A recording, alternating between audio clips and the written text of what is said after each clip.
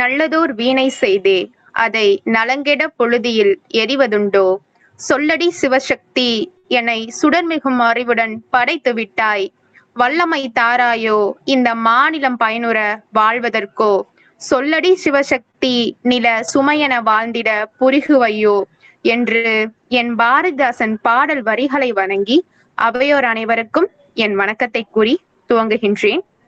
பைந்தமிழ் இலக்கிய பேரவை நடத்தும் பாரதிதாசன் பிறந்த நாள் சிறப்பு பட்டிமன்றம்.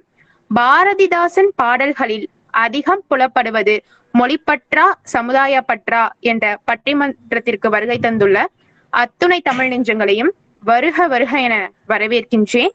நிகழ்வின் முதலாவதாக தமிழ் தாய் வாழ்த்து.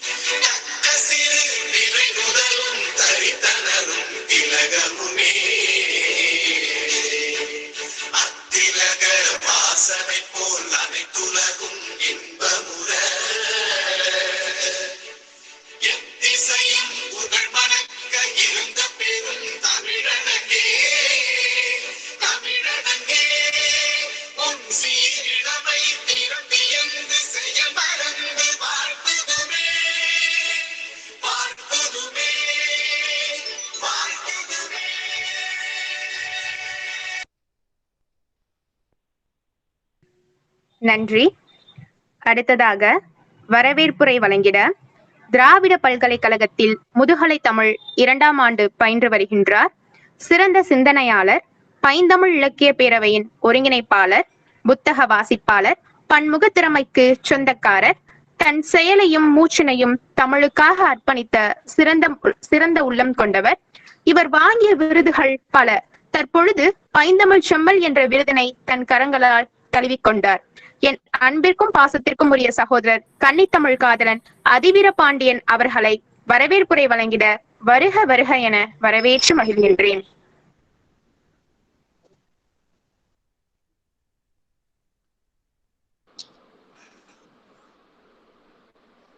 கனியிட ஏறிய சுளையும் முற்றல் களையிட ஏறிய சாரும் பனிமலர் ஏறிய தேடும் காட்சி பாகிட ஏறிய சுவையும் நனிப்பசு பொழியும் பாலும் தென்னை நல்கிய குளிரின நீரும் இனியன என்பேன் எனினும் என் தமிழை என் உயிர் என்பேன் கண்டீர் என்ற பாவேந்தர் பாரதிதாசனுடைய வரிகளை தொட்டு பைந்தமிழ் இலக்கிய பேரவை நடத்தி கொண்டிருக்கக்கூடிய 130வது பாரதிதாசனுடைய பிறந்த நாள் சிறப்பு பட்டிமன்ற நிகழ்வில் இந்த இயங்கலை பட்டிமன்ற நிகழ்வில் இணைந்துள்ள அத்துணை பேருக்கும் என்னுடைய பணிவன்பான வணக்கத்தை முதலில் தெரிவித்துக் கொள்கின்றேன்.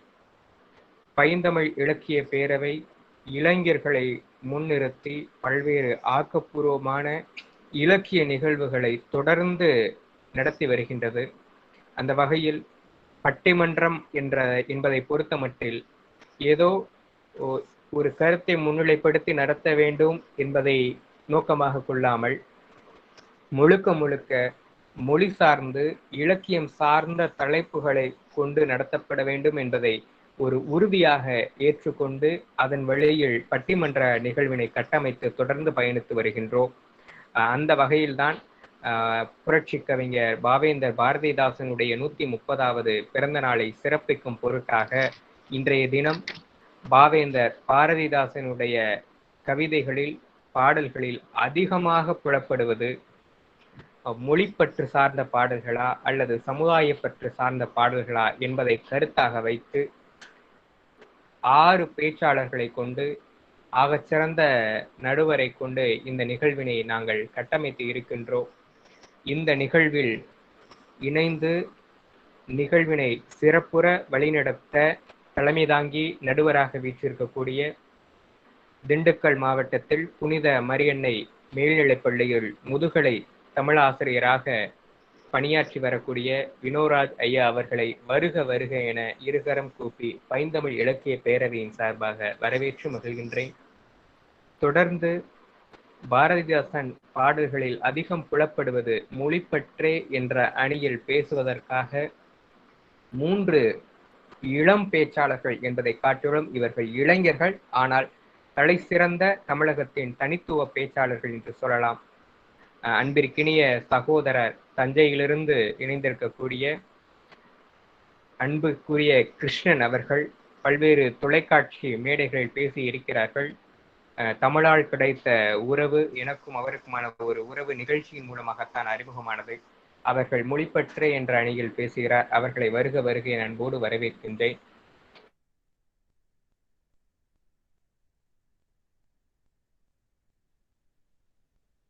பயிரக்கூடிய அன்பிற்கினிய சிறந்த ஆளுமை அவர்கள் இந்த நிகழ்வில் மொழிபெற்றேன்.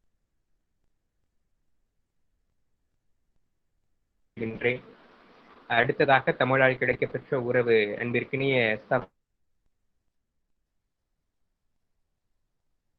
அவர்களையும்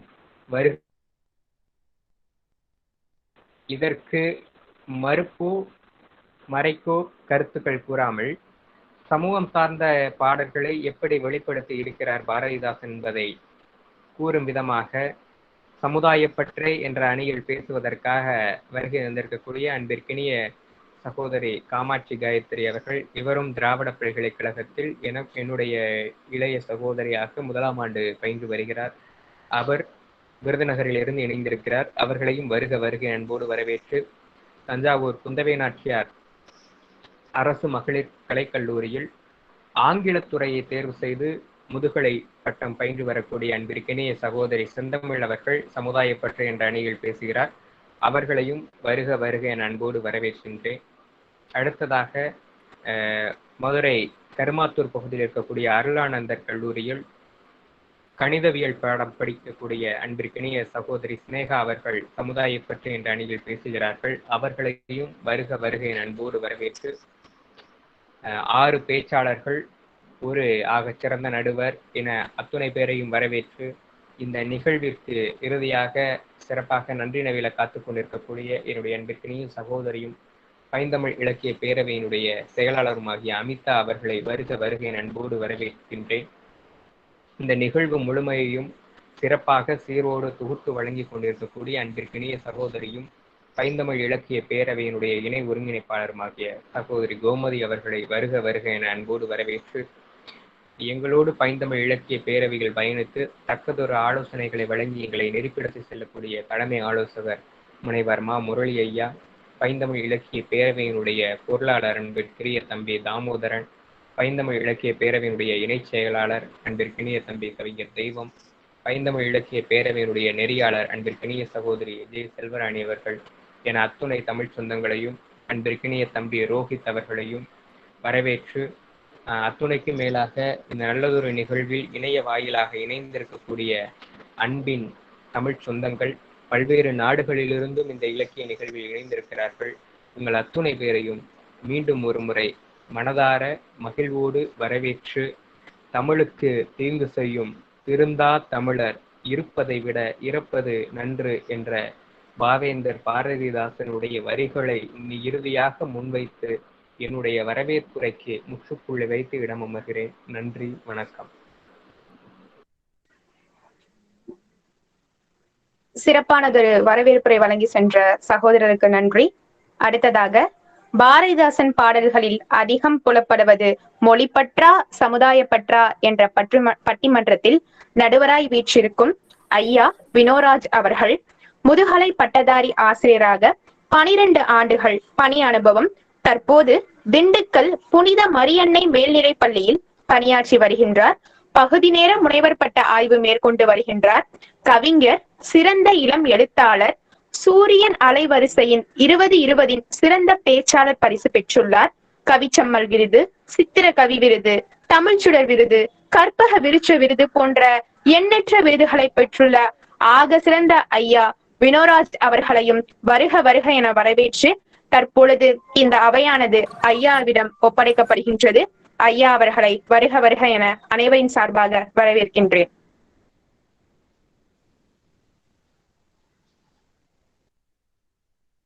நம்ம பாவேந்தர் நாம மகிழ்வோடு கொண்டாடுவோம்.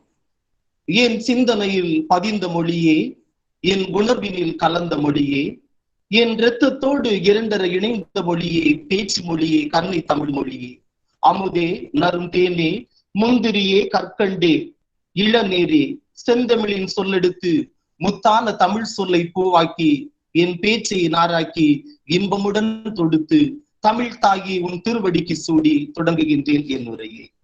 பைந்தமிழ் இலக்கிய பேரவை நடத்தும் பாவேந்தர் பாரதிதாசனின் பிறந்த நாள் சிறப்பு பட்டிமன்ற நிகழ்வினை இணையம் வழி இரு விழி திறந்து செவிமடுத்து கண்டு கொண்டிருக்கும் தமிழ் உறவுகளே, இந்த அருமையான நிகழ்வில் பட்டிமன்ற தலைவராக பொறுப்பை நல்கிய தலைமை ஆலோசகர் முனைவர் மா முரளி, தூத்துக்குடி காமராஜர் கலை அறிவியல் கல்லூரியில் தமிழ்துறை உதவி பேராசிரியர் அவர்களே, முதன்மை ஒருங்கிணைப்பாளர் கவிச்சுடர் வி அதி வீரராம பாண்டியன் அவர்களே, இணை ஒருங்கிணைப்பாளர் கவிதாயினி சே கோமதி அவர்களே, பொருளாளர் திரு தாமோதரன் அவர்களே, செயலாளர் சிறப்பு பேச்சாளர் ரா அமிதா அவர்களே, இணை செயலாளர் கவிஞர் பே தெய்வம் அவர்களே, நெறியாளர் பன்முக படைப்பாளி ஜே செல்வராணி அவர்களே, இன்றைய பட்டிமன்ற நிகழ்வில் கலந்து கொண்டு சொற்போர் ஆற்ற வந்திருக்கும் பேச்சாளர்களே,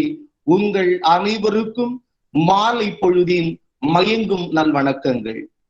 நகைச்சுவையும் பல்வகைப்பட்ட திரை இசை பட்டிமன்றங்கள் தலைவிரித்தாடக்கூடிய இந்த காலகட்டத்தில் அரியதொரு தலைப்பை தேர்வு செய்திருக்கிறோம். தேர்வு என்பது மிக சிக்கலான ஒன்று. ஒரு கடைக்கு சென்றால் கூட ஒரு பொருளை தேர்வு செய்வதற்கு பொருளின் தரம் என்ன, அந்த பொருள் என்றைக்கு உருவாக்கப்பட்டது, அந்த பொருள் என்றைக்கு கால அவதியாகும் என்று சொல்லி ஒரு பொருளை தேர்வு செய்வோம். தேர்வு செய்வது என்பது ஒரு சிக்கலான ஒரு அனுபவம் கூட. சமீபமாக என்னுடைய மனைவியோடு நான் துணிக்கடைக்கு அவர்களோடு ஒரு சேலை வாங்குவதற்காக சென்றிருந்தேன். பெண்கள்னாலே துணிக்கடை போனா வரவே மாட்டாங்க. ஒரு சேலைக்கும் அதற்கான ஜாக்கெட்டுக்குமாக மனைவி எடுத்துக்கொண்ட நேரங்கள் 5 மணி நேரம். சேலையை பார்த்து அதை கசக்கி பார்த்து சாயம் போகுமா, இல்லை தண்ணீரில் போட்டா மீண்டும் பயன்படுத்த முடியுமா என்றெல்லாம் பலவிதமான சோதனை பண்ணார்கள். தேர்ந்தெடுப்பது என்பது மிக சிரமமான பணி. அந்த வகையில் இன்றைய இளம் பேச்சாளர்களை உருவாக்கி வார்த்தெடுக்கக்கூடிய ஒரு சிறந்த ஒரு பணியை தான் பைந்தமிழ் இலக்கிய பேரவை செய்திருக்கிறது. உங்கள் அனைவரையும் பாராட்டுவதில் மட்டற்ற மகிழ்ச்சி அடைகின்றேன். புதுவையில் 1891 ஏப்ரல் 29 புலர்ந்த புதுமலர் கனக சபை முதலியாருக்கும் லட்சுமி அம்மையாருக்கும் மகனாக பிறந்து தந்தையின் பேரோடு கனக சுப்பிரத்தினமாக அழைக்கப்பட்ட பாவேந்தர் சிறு வயது முதலே தமிழ் மொழி மீது பற்று கொண்டவர். தமிழ் மொழியின் மீது மீளா காதல் கொண்டிருந்தார். அன்றைய சூழலில் புதுவையை புடைசூடியிருந்த பிரெஞ்சுக்காருடைய ஆங்கில பள்ளியில் படிக்க வேண்டிய ஒரு சூழல். தொடக்க கல்விதனை திருப்புழிசாமி ஐயாவிடம் கற்று அவரின் உதவியால் தமிழ் பள்ளியில் சேர்ந்தார். இலக்கணம் கற்றார், இலக்கியம் கற்றார். கற்றதோடு தமிழ் ஆசிரியராக, கவிஞராக, அரசியல்வாதியாக, திரைக்கதை ஆசிரியராக செயல்பட்டார். பாரதியின் கவிதைகளால் கவரப்பட்ட இவர் தனது பெற்றோரிட்ட செல்ல பேரான கனக சுப்பிரத்தினத்தை மாற்றி பாரதியின் தாசன் என்று மாற்றிக்கொண்டார். பிற்காலத்தில் புரட்சி கவி என்றும் புரட்சி கவிஞர் என்றும் பாவேந்தர் என்றும் அழைக்கப்பட்டார். பாவேந்தரை பற்றி நினைக்கும் போது எனக்கு அவருடைய உள்ளத்தில் அடிக்கடி அலை போகக்கூடிய ஒரு பாடல் பாத்தீங்கன்னா, அந்த பாடலின் 2 வரிகளை பதிவு செய்கின்றேன். தமிழுக்கும் அமுதென்று பேர், அந்த தமிழ் இன்ப தமிழ் எங்கள் உயிருக்கு நேர், உயிருக்கு நேர். தமிழுக்கு நிலவென்று பேர், இன்ப தமிழ் எங்கள் சமூகத்தின் விளைவுக்கு நேர், விளைவுக்கு நேர் என்று இனிமைப்பட பாடிய பாவேந்தர் தனது படைப்பில் பிசிராந்தையர் நாடக நூலுக்காக தேசத்தின் உயர்ந்த விருதான சாகித்ய விருதினை அவருடைய இறப்புக்கு பின்னால 1970 அவருடைய நினைவாக கொடுக்கப்பட்டது. எதிர்பாராத முத்தம், குடும்ப விளக்கு, இசையமுது தமிழ் இயக்கம், அழகின் சிறப்பு, தமிழச்சியின் கத்தி, பாண்டியன் பரிசு, பெண் விடுதலை என எத்தனையோ படைப்புகளை தமிழ் உலகிற்கு விட்டு சென்றவன் பாவேந்தர். சுமை சுமையை அரசியல் சுமந்தவர்களை இதுவரைக்கும் சொன்னதுண்டா? தமிழ் கல்வி தமிழ்நாட்டில் கட்டாயம் என்பதில் சட்டம் செய் என்று மொழிக்காக, சமூகத்திற்காக பாடிய பாடல்கள் எண்ணற்றவை. இன்றைய பட்டிமன்ற நிகழ்வாக பாரதியாரின் பாடல்களில் அதிகம் புலப்படுவது மொழி பற்றா இல்லை சமுதாய பற்றா என்று இரு தலைப்பில் இரு அணிகள் வந்திருக்கிறார்கள். பட்டிமன்றம் என்றாலே வாழ்வா இல்லை சாவா, வெற்றியா இல்லை தோல்வியா, ஏற்றமா இல்லை இரக்கமா, இன்பமா இல்லை துன்பமா, இப்படி சொல்லிக்கொண்டே போகும் நம்மில் மொழி பற்றா இல்லை சமுதாய பற்றா? காத்திருந்து பார்ப்போம் வாருங்கள், வந்து உங்கள் ஆதரவை தாருங்கள். முதலாக பாரதிதாசனின் பாடல்களில் அதிகம் புலப்படுவது மொழி பற்றியே என்று முதலில் வந்து முத்தான பதிலை சொல்ல வருபவர் முதுகலை தமிழ் இலக்கியம் கற்றவர். இவரை பற்றி சொல்லிட்டே போகலாம். இளம் தளிர் விருது, மாநில கவிதை மற்றும் பேச்சு போட்டியில் மகாத்மா காந்தி விருது, அதோடு காமராசர் விருது, கலாம் சிறகுகள் விருது, பாணர் விருது, ரொக்க பரிசுகள், பன்னாட்டு இலக்கிய போட்டியில் பரிசு, சென்னை கம்பன் கழகம், சென்னை சித்தர் அறக்கட்டளை பரிசு, கல்லூரி மற்றும் பல்கலைக்கழகங்களுக்கு இடையே நடத்திய போட்டியில் சிறந்த பரிசு பெற்றவர். அது மட்டும் இல்ல, ஊடக பங்களிப்பு பாத்தீங்கன்னா நீயா நானா, பொதிகையில் தமிழோடு விளையாடு, மக்கள் தொலைக்காட்சியின் திசையெல்லாம் திருக்குறள், அமெரிக்கா தமிழ் தொலைக்காட்சியின் புதிரோடு விளையாடு, ஆஸ்திரேலியா தமிழ் வானொலியில் தமிழ் பரப்பும் தளம், இவைகளில் செயல்படுபவர். மறைந்த முதல்வர் டாக்டர் கருணாநிதி, செல்வி டாக்டர் ஜெயலலிதா அவர்களுடைய கரங்களால் பரிசு பெற்றவர். அது மட்டும் இல்ல, மு.க. ஸ்டாலின், சீமான், கா. வீரமணி, ஏ.ஆர். ரகுமான், நடிகரான நாசர், விவேக் போன்றோருடைய கைகளால் மாநில பரிசை பெற்ற பன்முகம் கொண்ட பேச்சாளர் சே. கிருஷ்ணன் அவர்களை பாவேந்தர் பாடல்களில் அதிகம் புலப்படுவது மொழி பற்றே என்ற தலைப்பில் பேச அன்போடு அழைக்கின்றேன். வாருங்கள் கிருஷ்ணன் அவர்களே, உங்களுடைய அரிய உரையை எங்களுக்கு தாருங்கள்.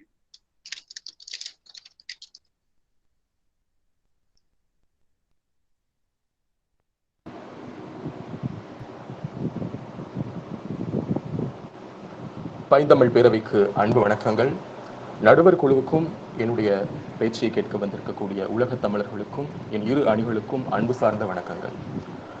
நல்லதோர் வீணை செய்தேன், அதை நலம் கட புழுதியில் எறிவதுண்டோ, சொல்லடி சிவசக்தியனை சுடர்முகம் அறிவுடன் படைத்து விட்டாய், வல்லமை தாராயோ இந்த மாநிலம் பயனுற வாழ்வதற்கே, சொல்லடி சிவசக்தி நீல சுமை என வாழ்ந்திட புரிவகையோ, தசையினை தீடினும் சிவசக்தியை பாடுனல் அகம் கேட்டேன், நசையரும் மனம் கேட்டேன், நித்தம் நவம் என சுடர்த்தரும் உயிர் கேட்டேன், அசைவுறு மதி கேட்டேன், இவை அருள்வதில் உனக்கதும் தடை உள்ளதோ என்ற பாடலை பாரதிதாசன் பாடல் என்று முதலாவது நிகழ்ச்சி நடப்பதற்கு முன் குறிப்பிட்டிருந்தார்கள். இது பாரதியினுடைய பாட்டு என்கின்ற செய்தியை முன்வைத்துவிட்டு என்னுடைய தலைப்பிற்குள் செல்லலாம் என்று ஆசைப்படுகின்றேன்.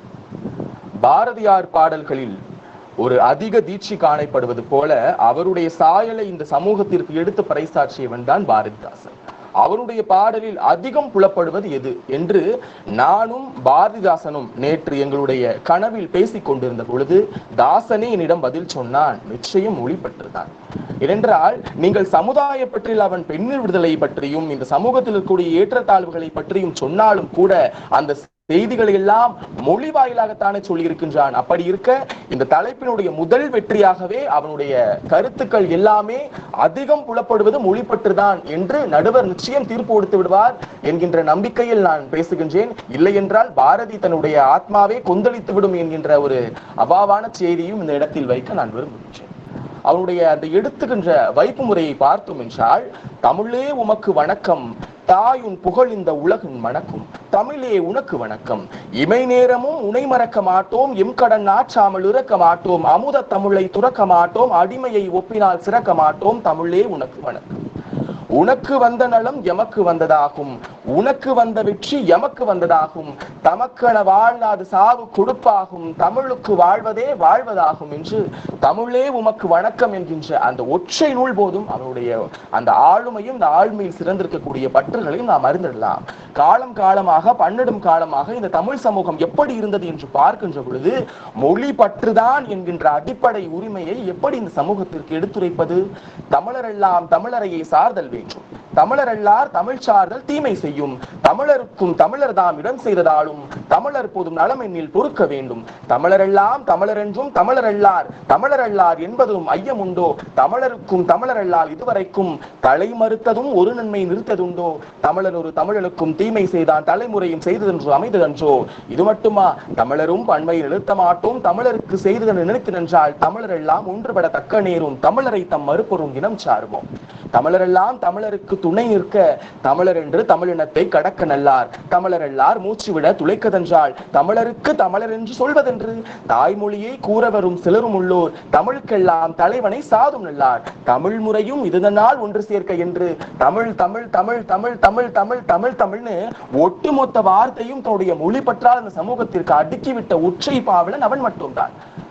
பாரதிதாசனுடைய மொழி பற்று என்று இணையத்தில் நீங்கள் பதிவிட்டால் அவன் ஒரு மொழி வெறியன் என்று இந்த சமூகம் அவனை அடையாளப்படுத்துகின்றது. யார் மொழி வெறியன்? இவர் மட்டும்தான் தமிழை இப்படி பேசுகின்றார் என்றால் நீங்கள் சைவ மற்றும் வைணவ இலக்கியங்களில் பார்த்தால் நன்றாக புலப்படும். திருஞான சம்பந்தருடைய இலக்கியங்கள் நீங்கள் பார்த்தால் அவர் இன்தமிழ் வன்தமிழ் சிறப்பு தமிழ் என்று 209 இடங்களில் பதிவு செய்கின்றார்.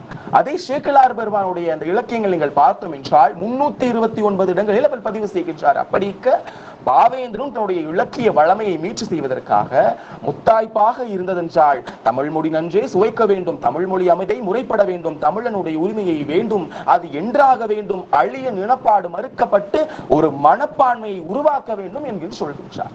அவருடைய கவிதையினுடைய பெயர்களை நீங்கள் பார்த்தாலே தெரியும். தமிழ் சிறப்பு, தமிழ் நடை, தமிழர் விடுதலை ஆகட்டும், தமிழ் முரசு ஆகட்டும், தமிழ் சிறப்பு என்று ஒரு மொழி நடையை கூட வசனகர்த்தாவாக மாற்றாமல் இந்த சமூகத்திற்காக அற்றை மனிதனுக்கும் புரியும் வகையில் அவன் பாடி சென்றவன். ஏனென்றால் அவன் யாரின் சாயல்? பாரதியின் சாயல் அல்லவா? விடுதலை பெறுவதற்கு முன்பே ஆடுவோமே பள்ளு பாடுவோமே எங்கள் ஆனந்த சுதந்திரம் அடைந்து விட்டோம் என்று விடுதலை அடைவதற்கு முன்பே விடுதலை பெற்றதாக பாடிய பாவலனுடைய சாயல் அல்லவா அவன்? சலுகை போனால் போகட்டும், என் அலுவல் போனால் போகட்டும், தலைமுறைக்கு 1 கோடி கண்ட என் தமிழ் விடுதலையாகட்டும். பிள்ளை பிறந்ததன் யாருக்காக? பெற்ற தமிழ் மொழி போருக்காக. உள்ளம் இருப்பதும் தோல் இருப்பதும் உயிர் நீள் தமிழ் சிறகுக்காக. போனால் இன்னுயிர் போகட்டும், என் புகழுக்கடன் இழையாகட்டும், தோனால் என் செய் தமிழால் திக்கட்டும் தோழ நிற்கட்டும் என்கின்ற ஒற்றை பாடலும் மனிதனுடைய வாழ்க்கை எந்த அளவிற்கு தமிழ் பின்னி பிணைந்து இருக்கின்றது என்பதை நாம் சிறப்பாக எடுத்துரைக்கலாம். அப்படி அவன் காலகட்டத்தில் எப்படியெல்லாம் அன்று மொழி இருந்தப்பட்டது ஏனென்றால் அன்று சமஸ்கிருதம் பெறதா இல்லை ஹிந்தி மொழி பெறுதா என்று தமிழகத்தில் இருக்கின்ற மொழிகளை எல்லாம் பிட்டி பிணறி கொண்டிருந்த காலகட்டத்திலே எதை எவருக்கு புனிய வைப்பது என்று இன்றியமையால் தமிழ் மட்டும்தான் என்று தம் கவிதைகளே உணவால் உயிர் உணவுக்கு நிலைக்கும், அந்த உயிரும் அணிவாள் ஆகும், அதனால் பனிமொழியே செந்தமிழை நிலைப்பார் தீர்த்தல் முதல் வேலை தித்தட்டும் செங்குது யாரு, வீரர் மரபில் விளைந்த மனவிளக்கே பாரில் ஒரு மொழிக்கே பகத்திலும் சீரின்றாள், தாய்மொழியே மேலிருக்கும் தக்கை வாழ்வதுண்டோ, இம்மா நிலத்தினுடைய இயல்பு என்றால் அது தமிழ் மொழி மட்டும்தான் இருக்க வேண்டும் என்கின்ற ஒவ்வொரு வரி வாழ்க்கும் இந்த வாழ்க்கையினுடைய பிரதிபலிப்பாக இருக்க வேண்டும். தமிழ் மொழியை தாய் என்று தமிழர் வாழ்க்கவே, தமிழ் மொழிக்கு தாய் என்று உரைக்கும் தக்கை வீழ்கவே, தமிழ் வீழ தாம் வேளும் என்று தமிழர் வாழ்கவே, தமிழ் வீழ தாம் வாழும் என்று சளக்கர் வீழ்கவே, அமிழ்தென்று தமிழ் உண்ணும் அன்பர் வாழ்வே, அமிழ்திற்க நெஞ்சென்னும் அடியர் வாழ்வே, நம்தென்றும் தமிழ் போற்றாம் நல்வர் வாழ்வே, நமை வீர்ப்பாம் பிறரைக்கும் நாய்கள் வாழ்வே, எல்லாம் உண்டு தமிழர் என்பார் எவர் வாழ்கவே, செல்வம் எண்ணி பிறை நினைக்கும் திக வீழ்கவே, புல்லாங்கு செய்வார் தமிழெண்ணை புல்லார் வாழ்கவே, எல்லாங்கு கற்கும் தமிழ் என்னும் இழிவர் வீழ்கவே, வேளும் வாழும் திரளும் என்று சமூகம் பிறக்கெடுக்கின்ற காலகட்டத்தில் மீட்சி தமிழ் காக்கும் வீரர் வாழ்க, ஆட்சிக்கும் தமிழர்க்கும் அடியர் வாழ்க, சூழ்ச்சிக்கும் மயங்கா துடியர் வாழ்க, வீழ்ச்சிக்கும் வழியாது வானம் வீழ்க என்று இந்த சமூகத்திலே தமிழனுடைய ஒவ்வொரு வாழ்க்கையும் தன்னுடைய கருத்தாக தமிழ் தமிழர் என்கின்ற முறைமையை மொழி பற்றில் ஆழ சிகர்ந்த கற்றாக வேறு எந்த ஒரு பாவனும் இதை பற்றி சிறப்பாக கூறவில்லை. இதில் பாரதி கூட இந்த அளவிற்கு கூறவில்லை. அதுதான் நிதர்சனமான உண்மை. ஏனென்றால் பாரதி 14 மொழிகளை கண்டவன், அவனுக்கு ஹிந்தியில் சிறந்த உணர்ந்தவன், ஆங்கிலத்தில் சரளமாக பேச கொண்டவன். இருப்பினவன் கூறியது யாமறிந்த மொழிகளிலே தமிழ் மொழி போல் இனிதாவது வேறெங்கு கண்டோம் என்கின்ற ஒற்றை அறிதான். ஆனால் பாரதிதாசன் அதற்கும் மேல் கண்டு துயர்கடலில் தத்தளிக்கும் தமிழ் தாயே சின்ன துரும்பினையும் பெரும்புனையாய் தாவுகின்றோம், புயற்கிடை குழுகின்ற தமிழ் தாயே மண்ணி புழுவினையும் வீழ்ந்ததொன்று பற்றுகின்றோம், சற்றும் வெற்றுக்கிடையில் துடிக்கின்றதாய் தமிழ் தாயே புன்றீர், வீழ்ச்சுடையை நீர்வீழ்ச்சி என்று விரைக்கின்றீர், இந்நாளே உயர்வு என்று சொல்லுகின்றீர், ஆனால் வானத்தின் மாசாலை வந்த நிலா போனால் என்று சொன்னால் தமிழனுடைய வாழ்க்கை எப்படி இருக்கும், தமிழ் மொழியினுடைய வாழ்க்கை எப்படி இருக்கும் என்று உயர் வாழ்க்கை எல்லாம் இந்த தேசத்திலே அற்றை மனிதனுக்கும் புரியும் வகையில் எடுத்துரைத்தார். ஆங்கிலம்தான் உயர்க மொழி என்று சொல்வார், ஆங்கிலம்தான் உலக மொழி என்று சொல்வார், ஆனாலும் தமிழ் மொழிக்கு தாயே அன்றோர் ஆங்கிலத்தான் உலகம் உண்டு என்று சொல்வார். இங்கிருந்து பெருமுயற்சி செய்ததெல்லாம் அன்றோ இது செய்வோம் என்பார்கள் வாயை மூடி, தூங்கெல்லாம் அன்றோ வாய் துடுக்க காட்டி துன்பத்தை விளைவீசி வாருங்கள் என்கின்ற கருத்தை கேட்ட பின்தான் ஈழத்தில் இருக்கும் என் காசியானந்தன் பாடுகின்றான், தமிழா நீ பேசுவது தமிழா, அன்னை தமிழ் வாயால் மம்மி என்று அழைத்தாய், அழகு குழந்தையை பேபி என்று அழைத்தாய், என்னடா தந்தையை டாடி என்று அழைத்தாய், இன்னுயிர் தமிழை கொன்று புதைத்தாய், தமிழா நீ பேசுவது தமிழா, பாட்டன் கையிலே பேட்டா ஸ்டிக்கா, பாட்டி உதட்டிலே சிகப்பு லிப்ஸ்டிக்கா, பெண்களின் தலையில் சிகப்பு ரிப்பனாம், வெள்ளைக்காரன் உனக்கண்ண அப்பனா என்கின்ற சவுக்கடி தமிழர்களிடம் கொடுத்ததற்கான காரணம் அவருடைய வார்த்தைகளில் புலப்படும் கவிதைகளின் ஜாலம் அனைத்தும் மொழிப்பற்றில் சார்ந்ததாக இருக்கின்றது. நீங்கள் அவருடைய பெண் விடுதலை எடுத்துக்கொள்ளுங்கள், அவருடைய இருண்ட வீடு எடுத்துக்கொள்ளுங்கள், அவருடைய சமுதாய வீழ்ச்சியை எடுத்துக்கொள்ளுங்கள், சமுதாய ஏற்றத்தாழ்வுகளை எடுத்துக்கொள்ளுங்கள், எல்லா கருத்திலும் முதன்மையாக அவன் வைத்தது எல்லாமே ஒரு பெண்மையை போற்றும் விதமாக இருப்பினும் கூட அதில் தமிழ் சமூகம், தமிழர் வாழ்வு, தமிழருடைய எழுச்சி வீழ்ச்சியை பற்றி அவன் எடுத்துரைக்காத நிமிடமே இல்லை என்கின்ற அந்த வைப்பு முறையை வைத்து நாம் அறியலாம். இதை நாம் காலத்தோடு அவனோடு ஒப்பிட வேண்டும் என்றால் பாரதிதாசன் யார் என்கின்ற கேள்வியை உங்கள் சமூகத்திலும் எங்கள் சமூகத்திலும் வைத்தோம் என்றால், ஒரு நாட்டு மொழியினை ஒழிப்பவன் எண்ணம் ஒழிந்தது போகும் ஏற்படு வண்ணம் என்கின்ற முறைமையை நாம் பார்த்தோம் என்றால் எப்படி இருக்கின்றது இந்த நாடு என்கின்ற கேள்வியை சற்று வைத்தால் இந்த தேசம் எப்படி இருந்தது என்றால், ஒரு காலத்தில் தந்தை பெரியார் ஹிந்தி எதிர்ப்பு போரை அறிவித்தார். 1937ஆம் ஆண்டு காங்கிரஸ் ஆட்சி அமைத்தவுடன் ராஜகோபாலாச்சாரியார் பள்ளிகளில் இந்தியை கட்டாயமாக படிக்க வேண்டும் என்கின்ற ஒரு தீர்ப்பு வருகின்றது. அப்பொழுது பெரியாருடன் கரம் கோர்த்து இந்த தேசத்தில் பாடுகின்றார். என்ன பாட்டு தெரியுமா? ஹிந்தித்து தமிழ்நாட்டில் ஆதிக்கமாம், நீங்கள் எல்லோரும் வாருங்கள் நாட்டினரே, செந்தமிழுக்கு தீமை வந்த புண்ணும் இந்த தேக்கம் இந்த தெளிர்வரும் உண்டோ, எங்கள் உடல் பொருள் ஆவியெல்லாம் எங்கள் இன்பத் தமிழுக்கே மொழிக்கே தருவோம், பங்கம் விளைத்திடல் தாய்மொழிக்கே உடற் பச்சை ரத்தம் பரிமாற்றிடுவோம், மாங்குயில் கூவிடும் பூஞ்சோலை நம்மை மாட்டு நினைக்கும் சிறைச்சாலை என்று ஹிந்தி எதிர்ப்பினை எல்லோரும் வாருங்கள் என்கின்ற இதழ் மூலம் அற்றை மனிதனுக்கும் எடுத்துரைத்தவன் ஒரு அரிய பாவலன், நற்றமிழ் விருதாளன் என்றால் அது பாவேந்தனாக மட்டும்தான் இருக்க முடியும். தமிழ் மொழி 100க்கு 100 பெயர் பெறத்தக்கதோர் கட்டாயமாக்க விடல், போய்விடும் கல்லாமை இந்த புண்ணும் பிற புரிமொழி கல்வந்து சேரட்டுமே. ஹிந்தி எதிர்ப்பு பாடல்களிலேயே காண கிடக்கின்ற ஒரு மொழிமையை பார்த்து கூட ஒரு வடநாட்டவன் கூட தன்னுடைய மொழியை மறந்து தமிழ் மொழி பின்னால் வந்து விடுவான் என்று பாவலர் பெருஞ்சித்திரனாரின் வைரவரிகள் இந்த சமூகத்திலே வந்து காணப்படுகின்றது. என்றால் அப்படியெல்லாம் இந்த சமூகம் இருந்து கொண்டிருந்த காலகட்டத்திலே மொழிவள சிந்தனைகள் பல இலக்கிய தோன்றல்கள் இருந்த காலத்திலேயே உணர்ந்திடுக தமிழ்தாய்க்கு வருந்தீமை உணர்வதும் தீமை என்றோ என்று தமிழ் இயக்கத்தில் பாடிய பாவலன் அல்லவா அவன். இப்படி எனவே நேரம் கருதி இறுதியாக இப்படி எற்ற கவிதைகளை பாடி இருப்பினும் கூட அவனுடைய வார்த்தை ஜாலங்கள் தான் இந்த தமிழ் சமூகத்தில் அழகாக அமைந்திருந்தது. ஏனென்றால் எப்படியாயினும் முதற்படியாய் தமிழ் படிக்க வேண்டும் என்ற முறைமையை வைத்தது மட்டுமல்லாமல் கடவுள் நெறி சமயவெளி கண்ணல் நிகர் தமிழுக்கு நோய் நோய் நேயே தமிழ் இயக்கம் இந்துமம் என்று சொல்வார் தத்தம் பேச்சையே சொல்லி இன்ப தமிழன்னை மூச்சையே கொந்திட பார்த்தார். அப்படி பன்முறை கொம்பி வந்த இம்முறை அவள் மட்டும் தமிழகத்தில் பிறந்திடல் மாட்டாள், அவள் தமிழச்சிக்கே அருந்ததி இல்லை என்கின்ற தமிழ் இயக்க பாடல் இந்த இடத்தில் வைப்பதற்கான காரணம், அவர் மொழியை பற்றி பேசாமல் அவர் பெண் விடுதலை பற்றி பேசியிருக்கட்டும், மனிதனுடைய வாழ்க்கையை பற்றி பேசியிருக்கட்டும், அவர் ஏற்றத்தாழ்வுகளை பற்றி பேசியிருக்கட்டும், அவர் இலக்கியங்களை பற்றி பேசியிருக்கட்டும், ஆனால் அவர் பேசியது அனைத்துமே மொழியை பற்றி தான். எனவே இந்த ஒரு நல்ல ஒரு தலைப்பில் பாரதியினுடைய பாடல்கள் அதிகமாக புலப்படுவது மொழி சிந்தனை மட்டும்தான் என்கின்ற ஒரு நல்ல தீர்ப்பினை நடுவர் தருவார். இல்லை என்றால் பாரதியினுடைய ஆத்மா நடுவரை மன்னிக்கவே மன்னிக்காது என்கின்ற ஒரு தீர்ப்பை தந்துவிடுதான் போக வேண்டும் என்கின்ற ஒரு முறைமையை வைத்துவிட்டு எனக்கு இந்த ஒரு நல்ல ஒரு வாய்ப்பினை ஏற்படுத்தி கொண்டு தந்த பைந்தமிழ் இலக்கிய பேரவை அன்பு உறவுகளுக்கு நன்றிகளையும் வணக்கங்களையும் தெரிவித்துக் கொண்டு வாய்ப்பு தந்தமைக்கும் வாய்மொழி கட்டமைக்கும் நன்றி கூறி விடைபெறுகிறேன். நன்றி, வணக்கம்.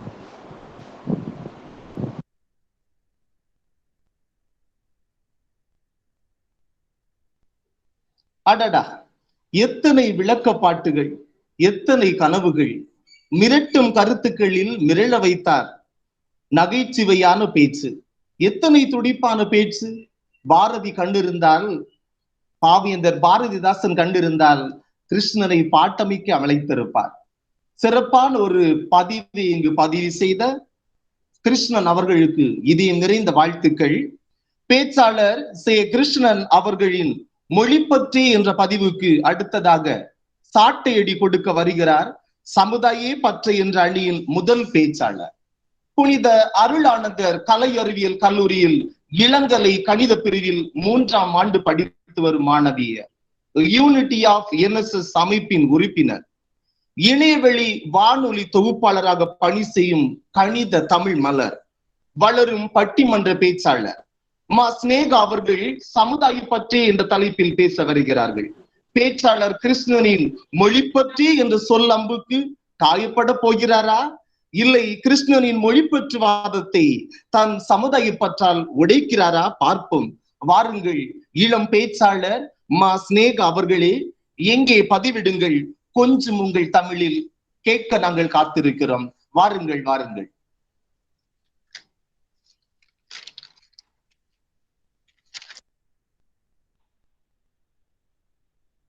அருமையான ஒரு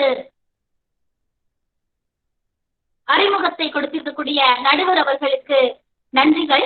தொடர்ந்து இன்றைய பட்டிமண்டபத்தினை தயார்படுத்தி நிகழ்த்தி கொண்டிருக்கக்கூடிய பைந்தமிழ் இலக்கிய பேரவையின் பணியாற்றக்கூடிய அத்துணை ஒருங்கிணைப்பாளர்களுக்கும் மற்றும் இன்று நடுவராக வீற்றிருந்து நம்மை வழிநடத்தி கொண்டிருக்கக்கூடிய உயர்திரு ஐயா அவர்களுக்கும், மொழிப்பற்றே பாரதிதாசனுடைய பாடல்களில் அதிகம் புலப்படுவது மொழிப்பற்றா சமுதாய பற்றா என்று இரு தரப்பினரிலிருந்து பேச காத்துக் கொண்டிருக்கக்கூடிய அத்துணை உறவுகளுக்கும் அன்பார்ந்த பாசமார்ந்த இனிமையான வணக்கங்களை தொடங்கி எனது உரையை தொடங்குகிறேன். நான் இன்று எந்த ஒரு கருத்தை ஆதரித்து என்னுடைய உரையை தொடங்குகிறேன் என்றால், பாரதிதாசனுடைய பாடல்களில் அதிகம் புலப்படுவது சமுதாய பற்றே என்ற ஒரு அணை சார்ந்து பேச இருக்கிறேன். இப்பொழுது முன்பாக மொழி பற்று என்று பேசிய அண்ணன் அவர்கள் மிகவும் அருமையாக பல்வேறு கருத்துக்களை மிகவும் தெளிவாக எடுத்துரைத்தார். மிகவும் ஒரு அருமையான பேச்சாளர். இருந்தாலும் தமிழர்களுடைய வீழ்ச்சி எழுச்சியிலிருந்து பல்வேறு மொழி சார்ந்த கருத்துக்களை வெளிப்படுத்தியிருக்கிறார். மொழி சார்ந்த கருத்துக்களாலும் அதில் என்ன கருத்து வெளிப்பட்டிருக்கு என்றால், பாரதிதாசனுடைய சமுதாய பற்றுதான் வெளிப்பட்டிருக்கிறது. பல்வேறு காலகட்டங்களிலே அந்த காலகட்டங்களிலே தமிழர்களுடைய முற்போக்கு கொள்கை, தமிழர்களுடைய சமூகம், தமிழ் சமூகம் எவ்வாறு இருந்தது என்றால், மூட நம்பிக்கை, முற்போக்கு கொள்கை, பெண்களின் எப்படி எதை பகுத்தறிந்து செய்ய வேண்டும் என்று தெரியாமல் வாழ்ந்து கொண்டிருந்தது நம்முடைய தமிழ் சமூகம். தன்னுடைய பாடல் வரிகள் மட்டுமல்ல, தன்னுடைய செயல்களாலும் பாரதிதாசன் அவர்கள் இன்று பல்வேறு கருத்துக்களை எடுத்து இருக்கிறார். மக்களை தன்னுடைய வழியிலே வழிநடத்தி செல்லியிருக்கிறார். தன்னுடைய கவிதை வரிகள் மூலம் தன்னை இட்டு சென்றிருக்கிறார். இவை அனைத்துமே சஞ்சீவி பருவத்தினுடைய சாரல் என்ற காப்பியத்தின் மூலம் பாவேந்தர் அவர்கள் அனைத்து மக்களுக்கும் ஒரு மைய கருத்தாக வெளிப்படுத்தியிருக்கிறார். பெண் விடுதலை என்று நாம் பேசிக் கொண்டிருக்கிறோம். அந்த காலத்திலே பெண்கள் ஆண்களுக்கு அடிமையாகத்தான் இருக்க வேண்டும், ஆண்களிடம் பேசிதான் வாழ வேண்டும் என்று ஒரு சட்டம் இருந்தது. ஒரு அடிமைத்தனம் நிகழ்ந்து கொண்டிருந்தது. பெண் அடிமைக்கு எதிராக குரல் கொடுத்தது மட்டுமல்ல, அவருடைய பாடல் வரிகளின் மூலம் பெண்களினுடைய விடுதலையை ஊற்றியவர் தான் புரட்சி கவிஞர் பாவேந்தர் பாரதிதாசன் அவர்கள். அது மட்டும் கிடையாது, கைமை பெண் என்ற ஒரு அமைப்பு, ஒரு செயல் நடைமுறையில் இருந்தது அந்த காலகட்டத்திலே. கைமை பெண் என்றால் கணவனை இழந்த பெண்கள் தன்னுடைய கணவனை நினைத்துக் கொண்டுதான் வாழ வேண்டும், மறுசுருமம் செய்து கொள்ளக்கூடாது என்ற ஒரு அமைப்பு, ஒரு செயல்பாடு அந்த காலகட்டத்திலே இருந்தது. அதை தகர்த்தெறிய வேண்டும் என்று குரல் கொடுத்து அவர்களுக்கு ஆதரவாக பல்வேறு கவிதை வரிகளை தன்னுடைய பாடல் வரிகள் மூலம் வெளிப்படுத்தியிருக்கிறார். இவை அனைத்துமே பாரதிதாசனுடைய சமுதாயப்பட்டுதான் நடுவர் அவர்களே. இது மட்டுமல்ல, இவர்கள் மொழிப்பற்று என்று பேசிக் கொண்டிருக்கிறார்கள். மொழிகளை சார்ந்த மனிதத்துவத்தையும் மனிதனுடைய வாழ்க்கையை ஒழுங்கிணைக்க வேண்டும் என்று அனைத்து பாடல்களுமே சமுதாய பற்றில் தான் வெளிப்பட்டிருக்கிறது. பாடல்களிலே சமுதாயப்பட்டு தான் அதிக முன்வைத்து பாடியிருக்கிறார். கல்வி என்று நாம் பார்த்தோமையானால் அனைவருக்குமே கல்வி கற்க வேண்டும் என்று, என்னாலும் தமிழ்நாட்டின் கண் எல்லோரும் கல்வி கற்று பன்னரும் கலை ஞானத்தால் பராக்கிரமத்தால் அன்பால் உயர்த்திரு கீர்த்தி எதிரி இன்புற்றார் என்று மற்றொரு இயம கேட்டுதல் என்னாலும் என்று அருமையான ஒரு பாடலை பாடியிருக்கிறார். அனைவருமே இன்று நாம் படித்திருக்கிறோம், ஆனால் வேலை இல்லை என்பது ஒரு கருத்து. இருந்தாலும் இன்று அனைவருமே படித்திருக்கிறோம் என்று இன்புற்று சொல்லிக் கொள்ளலாம். இது போன்ற பெண்கள் மட்டுமல்ல, ஆண்கள் மட்டுமல்ல, பெண்களும் கல்வி கற்க வேண்டும். பெண்கள் கல்வி கற்காத பெண்கள் கலர்நிலம் என்று தன்னுடைய பாடல் கருத்துக்களை பதிவிட்டிருக்கிறார் பாவேந்தர் பாரதிதாசன் அவர்கள். கல்வி கற்ற பெண்கள் கலர்நிலம், கல்வி கற்காத பெண்கள் கலர்நிலம். கலர்நிலத்தில் புற்கள் விளையலாம், ஆனால் நல்ல புதல்வர்கள் ஒருபோதும் விளைவதில்லை என்று தன்னுடைய பாடல் வரிகள் மூலம் எடுத்து இருக்கிறார் பாவேந்தர் பாரதிதாசன் அவர்கள். இது போன்ற கல்வி, பெண்ணடிமை, பெண் மட்டுமல்ல, இது ஜாதிகளை ஒழிக்க வேண்டும் என்பதற்காக தன்னுடைய வாழ்க்கையை வாழ்ந்து காட்டியிருக்கிறார் பாவேந்தர் பாரதிதாசன் அவர்கள். ஒரு முறை ஜாதி பேர் வைத்து ஒரு மீன் கடை செயல்பட்டுக் கொண்டிருந்திருக்கிறது. அந்த கடையை ஒழிப்பதற்காக, ஜாதியை ஒழிப்பதற்காக அந்த கடையிலே மீன் உணவை நான் சாப்பிட மாட்டேன் என்று அவரை எதிர்த்து போராடி அந்த மீன் உணவை சாப்பிடாமல் அதற்கான பாடல் வரிகளை விழிப்புணர்வை ஏற்படுத்தியிருக்கிறார் நம்முடைய பாவேந்தர் பாரதிதாசன் அவர்கள். அது மட்டும் கிடையாது, ஒரு ஏழை பெண் முட்டை விற்றுக் கொண்டிருக்கிறார். முட்டை விற்பதுதான் அவருடைய வேலை என்றாலும் அந்த முட்டையை அவள் சாப்பிடுவதற்கு அவளுக்கு உரிமை கிடையாது. அந்த முட்டையை அவளை சாப்பிட வைக்க வேண்டும் என்பதற்காக முட்டை வேகவில்லை என்று சொல்லி பாவேந்தர் அவர்கள் அவளை இந்த பெண்ணை சாப்பிட வைத்திருக்கிறார். தன்னுடைய பாடல் வரிகள் மட்டுமல்ல, தன்னுடைய பாடல் வரிகளை சமுதாய பற்றி வெளிப்படுத்துவது மட்டுமல்ல, தன்னுடைய வாழ்க்கையின் மூலமாகவும் சமுதாய பற்றி வெளிப்படுத்திய ஒரு மாபெரும் புரட்சி கவிஞர் தான் நம்முடைய பாவேந்தர் பாரதிதாசன் அவர்கள். சொல்லும் பொழுது அப்படி புல்லரிக்கிறது அல்லவா? இவர்கள் மொழி பற்றி என்று பேசிக் கொண்டிருக்கிறார்கள். மொழிகளை கடந்து சமுதாய பற்றி தான் அவருடைய பாடல்களிலே அதிகம் வெளிப்பட்டிருக்கிறது. நாம் எல்லாருமே சொல்லுவோம், நம்முடைய பாடல்கள் எளிய நடையில் இருக்க வேண்டும் என்று, எல்லா மக்களுக்குமே புரிய வேண்டும் என்று பேசிக் கொண்டிருக்கிறோம். அது உண்மைதான். ஏனென்றால் பல்வேறு நாடுகளிலே பல்வேறு கவிஞர்கள் எழுதக்கூடிய பாடல்களை தமிழ் மக்கள் புரிந்து கொள்ள வேண்டும், படிக்க வேண்டும். அங்க இருக்கக்கூடிய வாழ்க்கை நடைமுறைகளை நம்முடைய வாழ்க்கையை பயன்படுத்த வேண்டும் என்பதற்காக பாவேந்தர் அவர்கள் எளிய நடையிலே இல்லறத்தால் நூல்களை இயற்றல் வேண்டும், பல்வேறு நூல்களை படித்தறிய வேண்டும் என்று சொல்லியிருக்கிறார். இவை அனைத்துமே மொழி சார்ந்ததாக இருக்கட்டும், நம்முடைய மொழியிலே சொல்லியிருந்தாலும் அதில் அதிகம் புலப்படுவது சமுதாயப்பட்டு தான் நடுவர் அவர்களே. இவ்வாறாக இது மட்டும் கிடையாது, அந்த காலத்திலே நிறைய தொழிலாளர் முதலாளி என்ற கொள்கை வேறுபாடுகள் இருந்திருக்கிறது. அதை வெளிப்படுத்தக்கூடிய விதமாக கூலிக்கு பற்பல வாடகும் சிறுவர் கொள்ளையடிப்பதும் நீதியோ வாழ்வதுதான் எந்த நீதியோ தேதியோ அப்படின்னு சொல்லிட்டு பாடலை பதிவு. தொடர்ந்து தன்னுடைய பாடல் வரிகளிலே தொழிலாளர் முதலாளி என்ற அந்த கருத்தையும் முன்வைத்திருக்கிறார். அங்கு இருக்கக்கூடிய நாம் எவ்வாறு புரிந்து கொண்டு வாழ வேண்டும் என்பதையும் முன்வைத்திருக்கிறார். என்னதான் மொழி என்று பேசிக் கொண்டிருந்தாலும் மனிதர்கள் வாழ்வது எப்படி, வாழ்க்கையை கற்றுக்கொள்வது எப்படி என்று தன்னுடைய சமுதாய பற்றி, தன்னுடைய பாடல்களையும் சமுதாய பற்றியும் வெளிப்படுத்தியிருக்கிறார் நம்முடைய பாவேந்தர் பாரதிதாசன். அவருடைய பேரராயிலே இது போன்ற பாடல்கள் மக்களிடம் சென்று சேர வேண்டும், அவருடைய கருத்துக்களை மக்கள் புரிந்து கொள்ள வேண்டும். இவ்வாறாக எனது உரையை நிறைவு செய்கிறேன். உலகளா உனதாய் மிக உயர்வாதை அடைகிறார், உதாவாதையினே ஒரு தாமதம் உடனே விழித்தமிழா அப்படின்ற ஒரு அருமையான பாடல் இருக்கிறது. அது போன்று என்னத்தான் மொழி சார்ந்த பாடல்கள் இருந்தாலும் சமுதாய பாடல்களை வெளிப்படுத்தக்கூடிய பாடல்களை படித்து தன்னுடைய வாழ்க்கையை முன்னேற்ற பாதைக்கு செல்ல வேண்டும். அது நம்முடைய கையில் தான் இருக்கிறது. இவ்வாறாக சமுதாயப்பட்டுதான் அதிகம் வெளிப்படுகிறது என்று நடுவர் அவர்கள் தீர்ப்பு கொடுப்பார் என்று நம்பி நல்லதொரு வாய்ப்பிற்கும் பைந்தமிழ் இலக்கிய பேரவைக்கும் நன்றி பாராட்டி இடம் அமர்கிறேன். நன்றி, அன்பு, வணக்கம். என்னதான் மொழி பற்ற பேசினாலும் சமுதாயப்பட்டுதாங்க சிறந்தது, சமுதாயப்பட்டுதான் பாவேந்தருடைய பாடல்களில் மெலிந்தது என்று சொல்லி மடை திறந்த வெள்ளம் போல பல விளக்கங்களை சொல்லி தங்களுடைய அணிக்கு வலு சேர்த்து சென்றிருக்கிறார் பேச்சாளர் சினேகா. நான் நினைக்கிறேன், இணையதளத்தில் பாவேந்தருடைய பிறந்த நாள் விழாவில் சொற்போரா எத்தனை ஆழமான பதிவுகள் புலனத்தில் வரித்து சென்றிருக்கிறார் பேச்சாளர் சினேகா அவர்கள். தொடரட்டும் உங்களுடைய தமிழ் பணி. இளம் பேச்சாளர் சினேகாவை தொடர்ந்து பாவேந்தர் பாடல்களில் அதிகம் புலப்படுவது மொழி பற்றே என்று வதம் புரிய வருகின்றார். இவர் ஆந்திர பிரதேசத்தில் திராவிட பல்கலைக்கழகத்தில் முதுகலை தமிழ் இலக்கியம் 1ஆம் ஆண்டு பயின்று வருகின்றார். இளம் பாரதி விருது பெற்ற சிறந்த பேச்சாளர், பட்டிமன்றங்களில் தடம் பதித்தவர், பள்ளி காலம் தொட்டே பேச்சு போட்டிகளில் கலந்து கொண்டு பல்வேறு பரிசுகளை பெற்றவர், சிறந்த நூல் வாசிப்பாளராகவும் விளங்குகின்றார். இளம் பாரதி கௌசல்யா அவர்களே, வாருங்கள், பாரதிதாசனின் பாடல்களில் மொழி பற்றே என்று சொல்லி உங்களுடைய ஆழமான கருத்தை இணையத்தில் பதிவிடுங்கள்.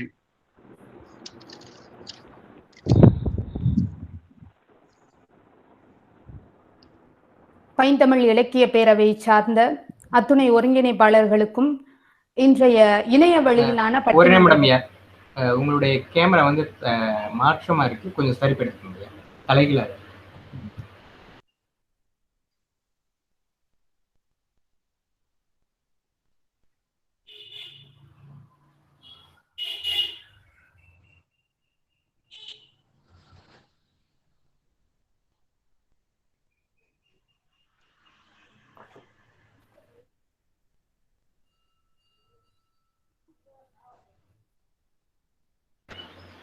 தொடருங்க. நன்றி. பைந்தமிழ் இலக்கிய பேரவையை சார்ந்த ஒருங்கிணைப்பாளர்கள் அத்துணை பேருக்கும் இன்றைய இணைய வழியிலான பட்டிமன்றத்திற்கு தலைமையேற்று நடத்தி கொண்டிருக்கின்ற நடுவரையா அவர்களுக்கும் ஏனைய பேச்சாளர்களுக்கும் ஆன்றோர்களுக்கும் சான்றோர்களுக்கும் எனது மிக பணிவான வணக்கம். இன்றைய நாளில் எடுத்துக்கொண்ட தலைப்புகளில் வாதம் புரிவதற்காக வந்திருக்கின்ற அத்துணை பேரையும் நான் மிக பணிவோடு வணங்குகின்றேன். பாரதிதாசனின் பாடல்களில் பெரிதும் புலப்படுவது சமுதாயப்பற்று என்று சகோதரி அவர்கள் பேசிவிட்டு சென்றிருக்கின்றார்கள். பாரதிதாசன் வாழ்ந்த காலகட்டம் என்பது விடுதலைக்காக போராடி கொண்டிருந்த காலம். அது மட்டுமல்லாமல் அந்த காலகட்டத்தில் தான் பெண்களுக்கான முன்னேற்றம் எதுவென்று தெரிய ஆரம்பித்தது. அந்த காலகட்டத்தில் தான் பெண்கள் ஏன் அடிமையாக இருக்கிறார்கள் என்பதையும் அவர் புரிந்து கொண்டார். ஆக எந்த ஒரு புறக்கணிக்கப்பட்ட சமூகத்தில் இருந்து ஒரு விழிப்புணர்வு ஏற்பட வேண்டும் என்பதற்காகத்தான் அந்த காலகட்டத்தில் தோன்றிய பெரும் புலவர்களில் ஒருவன் தான் பாரதிதாசன். அவர் காலங்களில் அவர் சமுதாய பற்று மிக்க பாடல்களை பாடியிருக்கலாம். ஏனென்றால் அவர் வாழ்ந்த காலம் அப்படி, வளர்ந்த நேரம் அப்படி, அவருடன் இணைந்திருந்த சான்றோர்கள் அப்படி. ஆனால் என்னதான் சமுதாய பற்று நிறைந்த பாடல்களை பாடியிருந்தாலும் ஆணிவேர் என்னவோ மொழிப்பற்றாகத்தான் இருக்கின்றது. தமிழ் என்ற மரம் வேரூன்று விழுது வரப்பி நிற்கலாம். ஆனால் தமிழ் என்ற மரத்தின் விளைவாக வருவதுதான் இந்த சமுதாயம் என்பது. அந்த தமிழ் வேறாக இருப்பதனால்தான் சமுதாயம் என்ற மரம் வளர்கின்றது என்பதை நாம் மறந்துவிடக் கூடாதல்லவா? தமிழண்ணல் அவர்கள் ஒரு கருத்தை சொல்லுவார்கள். எமது மொழிக்கு இணையில்லை, எங்கள் இலக்கியத்திற்கு ஒப்பில்லை என்றெல்லாம் தமிழர்கள் கண்ணை மூடிக்கொண்டு பேசி வருவதாக குற்றம் சாட்டுகிறார்கள். நம்மிடையே நமக்கு நாமே புகழ்ந்து கொள்வது என்பது இன்றளவும் ஓரளவு தேவைப்படத்தான் செய்கின்றது. பாரதியும் பாரதிதாசனும் தோன்றி இத்தகைய தமிழ் எழுச்சி பாடல்களை பாடியிருக்கவில்லை என்றால் இன்றளவும் தமிழ் மக்கள் தமிழை பற்றி அறியாமல் தான் போயிருப்பார்கள் என்று தமிழண்ணல் அவர்கள் பதிவு செய்கின்றார்கள். இது உண்மைதானே? பாரதியும் பாரதிதாசனும் நமக்கு கிடைத்த மிகப்பெரிய சொத்துக்கள் அல்லவா? பாரதிதாசனின் தமிழ் எழுச்சி பாடல்கள் இல்லை என்றால் இன்று நாம் மொழிப்பற்றா சமுதாய பற்றா என்று பட்டிமண்டபம் நடத்த தேவை இருந்திருக்காதே. புரட்சி கவிஞர் என்று எதற்காக பெயர் வைத்தார்கள்? நடுவர் அவர்களே, பாவேந்தர் பாரதிதாசன் அவர்களுக்கு புரட்சி கவிஞர் பாவேந்தர் என்று நாம் போற்றி புகழ்கின்றோமே, புரட்சி கவிஞர் என்று எதற்காக பெயர் வைத்தார்கள்? சமுதாய பற்றை தூக்கி நிறுத்தியதற்காக மட்டுமா? இல்லை இல்லை, அவர் மொழி என்ற விளக்கை ஏந்தி கொண்டு சமூகத்திற்கான எழுத்துக்களை எழுதி கொண்டிருந்தார். அவருக்கு விளக்காக ஒளியாக அமைந்தது தமிழ் என்ற மொழிதான். அதனால்தான் அவருக்கு புரட்சி கவிஞர் பாவேந்தர் என்றெல்லாம் நாம் புகழ்ந்து கொண்டிருக்கின்றோம். மனிதர்கள் இணைந்திருப்பதுதான் சமுதாயம். மனிதர்கள் இணைந்திருப்பதுதான் சமுதாயம். ஆனால் அந்த சமூகத்தில் எண்ணற்ற உணர்வுகளை அடக்கி அந்த மனிதர்களுள்ளும் மகிழ்ச்சி, துக்கம், இன்பம், துன்பம், வேற்றுமை, தாழ்வு, ஒற்றுமை என்று எத்தனையோ உணர்வு கட்டமைப்புகளை மனிதர்களுடைய மனங்களில் செலுத்தி அவர்களை அறிவு நிலையில் மேம்படுத்துவதற்காகத்தான் மொழி தோன்றியிருக்கின்றது. மொழி என்ற அமைப்பானது மதங்கள் கடந்து, ஜாதிகள் கடந்து ஒரு மனிதனுடைய மனங்களை இணைப்பதுதான் மொழி. ஆக அந்த மொழி பற்று இல்லை என்றால் ஒரு தலைவனால், ஒரு கவிஞனால், ஒரு படைப்பாளனால் எப்படி அந்த சமூகத்தை பற்றிய பார்வையை செலுத்த முடிந்திருக்கும்? முடியாது. அந்த மொழியின் உடைய பற்று அவன் மனதில் ஆழமாக பதிந்ததனால்தான் அந்த சமூகத்தை பற்றிய பார்வையை அவனால் சிறப்பாக செயல்படுத்த முடிந்தது. ஒரு மேற்கத்திய கவிஞன் ஒருவன் சொல்கின்றான், நான் செத்து கொண்டிருந்தேன், யாரோ என் தாய்மொழியில் பேசினார்கள், நான் பிழைத்து கொண்டேன் என்றார். அவர் சொல்லி இருக்கலாம் அல்லவா, நான் செத்து கொண்டிருந்தேன், யாரோ என் சமூகத்தை பற்றி பேசிக் கொண்டிருந்தார்கள், நான் பிழைத்துக் கொண்டேன். இல்லையே, நான் செத்து கொண்டிருந்தேன், யாரோ ஒருவர் என் தாய்மொழியில் பேசினார்கள், நான் பிழைத்துக் கொண்டேன் என்று. ஆக மொழி என்பது சமூகத்தை வழிநடத்தக்கூடியது. சமூகத்தை கட்டமைப்பதற்காக மனிதனால் உருவாக்கப்பட்ட குறியீடுகளாலும் சொற்களாலும் உருவாக்கப்பட்டதுதானே மொழி. ஆக அந்த மொழியின் மீது பற்று இருந்தால்தான் சமூகத்தை பற்றிய பார்வை வெளிப்படும். பாரதிதாசன் அவர்கள் சொன்னார்கள், குடும்ப விளக்கு, இருண்ட வீடு, அழகின் சிரிப்பு, பாண்டியன் பரிசு என்று. இத்தகைய ஒற்றுப்பட்ட அவர்களுடைய காப்பியங்கள் அனைத்திலும் மொழிப்பற்றுதான் அதிகமாக வெளிப்படுகின்றதே தவிர, அந்த மொழி என்ற ஆயுதத்தை வைத்துதான் சமூகத்தினுடைய கண்ணோட்டத்தை அவர் எழுதினாரே தவிர, வெறுமனே வேறு ஒரு நிலையில் இருந்து அவர் சமூகத்தை பார்க்கவில்லை. மொழி என்ற குன்றில் ஏறி நின்றுதான் சமூகத்தை விசாலமாக அவர் பார்க்க துவங்கினார். பாரதியையும் கண்ணனையும் எப்படி பிரிக்க முடியாதோ அதே போல் பாரதிதாசனையும் பாரதியையும் பிரிக்க முடியாது. பாரதி சொல்லுவார், கேட்கும் மொழியெல்லாம் நந்தலாலா, இந்த கீதம் இசைக்குதடா நந்தலாலா என்று பாடுவார். பாரதிதாசன் சொல்லுவார், சங்கீதம் எல்லாம் தகத்தகாய தமிழ் என்று சொல்கின்றாரே, காதலெல்லாம் தமிழ் கணிந்த சாறு என்று பறைசாற்றுகின்றாரு. காதலெல்லாம் தமிழ் கணிந்த சாறு, சங்கீதம் எல்லாம் தகத்தகாய தமிழ் என்று எந்த ஒரு சாதாரணப்பட்ட கவிஞனாலும் படைப்பாளனாலும் இப்படி எழுதி இருக்க முடியாதல்லவா? ஆக இப்படி எல்லாம் எழுத வேண்டும் என்றாலே அதற்கான ஆழமான பயிற்சியும் உணர்வு நிலையும் தான் தேவை என்பதை நாம் மறந்துவிடக் கூடாது. நடுவர் அவர்களே, உடலை வளர்க்க வேண்டும் என்றால் நமக்கு உணவு போதுமானது. உணவும் நீரும் காற்றும் போதுமானது உடலை வளர்ப்பதற்கு. ஆனால் உயிரையும் உணர்வையும் வளர்ப்பதற்கு என்ன தேவைப்படுகின்றது? பாரதிதாசன் சொல்கின்றான், உயிர் வளர உணவு போதும், உயிரை உணர்வை வளர்ப்பது தமிழ் என்று பறைசாற்றுகின்றானே. ஆக ஒரு தனி மனிதனுடைய உயிரையும் உணர்வையும் வளர்க்க வேண்டும் என்றால் அங்கே தமிழ் தான் தேவைப்படுகின்றது. அந்த உணர்விலேதான் நீங்கள் பேசிக் கொண்டிருக்கின்றீர்களே சமுதாய பற்று, அந்த உணர்விலேதான் கலந்து கொண்டிருக்கின்றது. நம் மனதில் இருக்கின்ற வீரம்தான் சமூகத்தை நோக்கிய பார்வையை செலுத்தக்கூடியது. நம் மனதில் எத்தகைய ஒரு வீரமான நிலை தோன்றுகின்றதோ, வீர உணர்வு தோன்றுகின்றதோ, வீர பற்று தோன்றுகின்றதோ, அதுதான் சமூகத்தை நோக்கிய நமது பார்வையை செலுத்த உதவும். நம் மனதில் சமுதாய பற்று வளர வேண்டும் என்றாலே முதலில் மொழிப்பற்றுதான் தேவை. இதற்காக தான் அவன் சொன்னான், இன்பத் தமிழ் கல்வி யாவரும் கற்றவர் என்றுரைக்கும் நிலை எய்துவிட்டால் துன்பங்கள் நீங்கும், சுகம் வரும், நெஞ்சில் தூய்மை உண்டாகிவிடும், வீரம் வரும் என்று பாடினார். ஆக அந்த வீரம் என்ற கோணம், வீரம் என்ற விழுது விட்ட வேர் வளர வேண்டும் என்றால் முதலில் சமுதாய பற்றுதான் தேவைப்படுகின்றது. நடுவர் அவர்களே, பாரதிதாசன் பாடுகின்ற இன்னொரு ஒரு மிகச்சிறந்த வரி, தமிழுக்கு நிலம் என்று பேர், இன்பத் தமிழ் எங்கள் சமூகத்தின் விளைவுக்கு நீர் என்று சொன்னாரே. சமூகத்தின் விளைவு என்பது மனிதர்களின் அறிவு நிலையை சார்ந்துதான் அமைகின்றது. மனிதர்கள் அறிவு நிலையில் சிந்திப்பதை பொறுத்துதான் அந்த சமூகத்தினுடைய விளைவானது ஏற்படுகின்றது. ஆக அவன் அறிவு நிலையில் சிந்திக்க வேண்டும் என்றால் முதலில் அவனுக்கான மொழி அவனுக்கு தேவைப்படுகின்றது. மொழி பற்றி இருந்தால்தானே அவனால் சிந்தனை செய்யவே முடியும். மொழியின் வழியாகத்தானே மனிதன் சிந்திக்கின்றான், உணர்கின்றான், பேசுகின்றான், செயலாற்றுகின்றான். ஆக மொழி பற்றுதான் மனிதனை வழி நடத்துகின்றது. மனிதனால் இயக்கப்பட்டதுதான் சமுதாயம். ஒரு கவிதையின் சிறப்பு நாம் உணர்ந்து கொள்வதில் மட்டுமல்ல, ஒரு கவிதையின் சிறப்பு நாம் அறிந்தோம் என்பதில் அல்ல, நாம் எவ்வளவு உணர்ந்து கொள்கின்றோம் என்பதில் தான் இருக்கின்றது. பாரதிதாசன் பாடல்களில் மொழிப்பற்று மிகுந்திருக்கின்றது என்று கூறுவதில் ஐயம் ஒன்றும் இல்லை என்று தான் கருத வேண்டும்.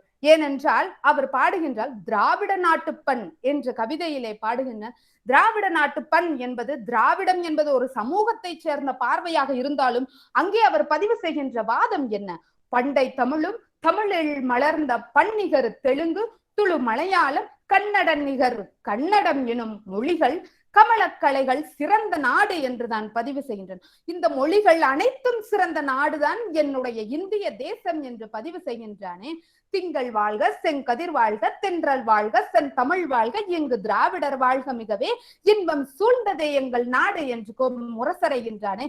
அவன் நினைத்திருந்தால் திங்கள் வாழ்க, செங்கதிர் வாழ்க, தென்றல் வாழ்க, இங்கு திராவிடர் வாழ்க, சென் தமிழ் வாழ்க என்று பதிவு செய்திருக்கலாமே. இல்லவே அவர் தமிழ் வாழ்க, பின்னர் தான் இங்கு திராவிடர் வாழ்க என்று பதிவு செய்யும். ஆக ஒரு சமூகத்திற்கு முன்னோடியாக ஒரு சமூகத்தை அடையாளப்படுத்துவதே அதன் மொழிதானே. மொழிப்பற்று இருந்தால்தானே சமூக பற்றே வளர முடியும். தாகூர் அவர்கள் சொல்லுவார்கள், புறக்கணிப்பின் இருளில் விட்டுவிட்டால் ஒரு ஆகச்சிறந்த படைப்பாளன் உருவாவான் என்று. பாரதிதாசனும் அப்படித்தானோ, அவர் வாழ்ந்த காலகட்டத்தில் பெரியாரின் கருத்துக்களால் இந்தி திணிப்பு எதிர்ப்பு போராட்டத்தில் ஈடுபட்டு அவருடைய போக்கு தமிழ் சமூகம் நிறைந்தவர்களே, தமிழ் சமூகத்தை சார்ந்தவர்களே, நம்முடைய மொழி தமிழ், நம்முடைய சுவாசம் தமிழ், நம்முடைய விழிப்பு தமிழ், நம்முடைய உயிர் தமிழ் என்று தமிழ் மக்கள் அனைவருக்கும் தெரிய வேண்டும் என்பதற்காக தன்னைத்தானே புறக்கணித்துக் கொண்டு, தன்னைத்தானே தனிமைப்படுத்திக் கொண்டு, தன்னைத்தானே இந்த உலகத்தில் இருந்து கொஞ்சம் விடுவித்துக் கொண்டு எழுதிய எழுத்துக்கள் தானே தமிழ் உணர்வு நிறைந்து, விடுதலை உணர்வு நிறைந்து வெளிவந்தது. பெண் குழந்தை தாலாட்டிலும் ஆண் குழந்தை தாலாட்டிலும் அவர் சொல்லுகின்ற கருத்துக்கள் எல்லாம் சமூகம் சார்ந்த கருத்துக்களாக இருக்கலாம். ஆனால் பெண் குழந்தை தாலாட்டு என்று சொல்கின்ற பொழுது நம்முடைய பாவேந்தர் பாரதிதாசன் அவர்கள் பயன்படுத்துகின்ற சொல் நயம் என்பது புதிது. சோலை மலரே, சொர்ணத்தின் வார்ப்படமே, காலையிலஞ்சூரியனை காட்டும் பளிங்குருவே, வெண்முகத்தில் நீலம் விளையாடி கொண்டிருக்கும் கண்கள் உறங்கு, கனியே உறங்கு, அன்னத்தில் தூவி அணிச்ச மலரெடுத்து சின்ன உடலாக சித்தரித்த மெல்லியலே, மின்னல் ஒளியே, விலைமதியா ரத்தினமே, கண்ணல் பிழிந்த கலந்த கனிச்சாறு என்று பதிவு செய்கின்றாரே. அவர் எழுதிய அதே காலகட்டத்தில் தான கைமை பெண் விடுதலை, பெண் குழந்தையை பற்றின ஒரு விழிப்புணர்வு, குடும்ப விளக்கு, இருண்ட வீடு, இத்தகைய எத்தனையோ காப்பியங்களை படைத்தார். இவைகள் அத்துணையையும் நாம் படித்தால் தானே இந்த சமூகத்தில் பெண்களுக்கான மரியாதையை நாம் செய்ய முடியும். மொழிப்பற்று நிறைந்த எழுத்துக்களை நாம் சுவாசிக்க வேண்டும், நேசிக்க வேண்டும். அவைகளை உணர்ந்து கொண்டு செல்லால் தானே சமூகத்தின் மீது நம்முடைய பார்வையை செலுத்த முடியும். ஆக பாவேந்தர் அவர்கள் ஒரு மிகச்சிறந்த ஒரு மொழிப்பற்று நிறைந்தவர் என்றுதான் சொல்ல முடியும். ஏனென்றால் நம்முடைய சமூகம் என்பதை ஒரு கட்டமைப்புக்கு உட்பட்ட ஒரு வரையறையை சார்ந்தது. மொழி என்பது கற்பனைகள் நிறைந்த ஒரு மிகப்பெரிய உலகத்தின் ஒரு சொந்தக்காரர், ஒரு ராஜா என்ற நிலையை சார்ந்தது. ஒரு கட்டமைப்புக்கு உட்பட்ட ஒரு மரம் என்று எடுத்துக்கொண்டோமே ஆனால் நான் இப்படியாக பார்க்கின்றேன். சமுதாயம் என்பதை ஒரு மரம் என்றும், மொழி என்பதை அதன் கீழ் வளர்ந்திருக்கின்ற அந்த நாணல் என்றும் பார்க்கின்றேன். கண்ணதாசன் அவர்கள் கூறுவார்கள், தென்னை இளங்கீற்றினிலே தாளாட்டும் தென்றலது தென்னைதனை சாய்த்துவிடும் புயலாக வரும்போது, ஆற்றங்கரை மேட்டினிலே ஆடி நிற்கும் நாணலது காற்றெடுத்தால் சாய்வதில்லை, கனிந்த மனம் வீழ்வதில்லை என்று பதிவு செய்கின்றார். ஆக ஒரு மரம் என்பது புயல் அடித்தால் சாய்ந்துவிடும். சமூகம் என்பது அதனுடைய கட்டுப்பாடுகளில் இருந்து விலகிவிட்டால் அதனுடைய வளர்ச்சி என்பது இருக்காது. ஆனால் நாணல் என்பது வளைந்து கொடுக்கக்கூடியது, அது இனிமையான ஒரு நம்முடைய கற்பனையை வளர்க்கக்கூடியது, இனிமையான ஒரு நல்ல சூழ்நிலையை தரக்கூடியது. ஆக மொழி என்பது நமக்கு மரத்தை போன்ற கட்டுப்பாடுகள் நிறைந்ததல்ல, கற்பனைகள் சூழ்ந்த உலகம் அது. கற்பனைகளால் நிறையப்பட்ட நாணல் வளைந்து கொடுக்கும், சில நேரங்களில் புத்திமதி சொல்லும். அத்துணையும் அந்த புத்திமதியும் கூட மொழியால் தான் முடியும் என்று சொல்லி பாரதிதாசன் பாடல்களில் பெரிதும் மிஞ்சி நிற்பது மொழிப்பற்றுதான் என்று நல்லதொரு தீர்ப்பை நல்குவீர்கள் என்று கூறி என்னுடைய உரையை முடித்துக் கொள்கின்றேன். நன்றி, வணக்கம். பாரதிதாசனே, உன் பாடல்களில் மொழி பற்றி அதிகமாக புலப்படுவது என்பதை கதைகளோடும் பாடல் வரிகளோடும் பதிவிட்ட இளம் பாரதி கி கௌசல்யா அவர்களே, உடலுக்கு உணவு தேவை, நம்முடைய உயிரையும் உணர்வையும் வளர்ப்பது மொழி என்று சொல்லி, இடியும் மின்னலும் ஒருங்கி வந்தால் மழை பொழிவதை போல தனது சீரிய குரலால் இணைய பார்வையாளர்களை பேச்சு மழையில் நனைத்து சென்ற இளம் பாரதி கி கௌசல்யா அவர்களுக்கு நன்றிகள் பல. இளம் பாரதி கௌசல்யாவை தொடர்ந்து பாரதிதாசனின் பாடல்களில் அதிகம் புலப்படுவது மொழி பற்றல்ல, சமுதாய பற்றி என்று சாட வருகின்றவர் குந்தவை நாச்சியார் அரசு மகளிர் கல்லூரியின் முதுகலை ஆங்கில இலக்கியம் 1ஆம் ஆண்டு படிக்கக்கூடிய மாணவி. கலைஞர் தொலைக்காட்சியில் பேச்சு திருவிழாவில் கலந்து கொண்டு சிறப்பு சேர்த்தவர். புதுக்கோட்டை மாவட்ட அளவில் சிறந்த பேச்சாளருக்கான பரிசும் பெற்றவர். தஞ்சை தமிழ் முற்றத்தில் கவி படைத்து கவிதாயினி பட்டம் பெற்ற பன்முகம் கொண்ட டி செந்தமிழே, பேரிலே எத்தனை அழகு, வாமா கவிதாயினி, செந்தமிழ் உன் அழகு பேச்சால் உன் அணிக்கு வளம் சேர்த்திட விரைந்து வா தமிழ் மகளே, விரைந்து வா.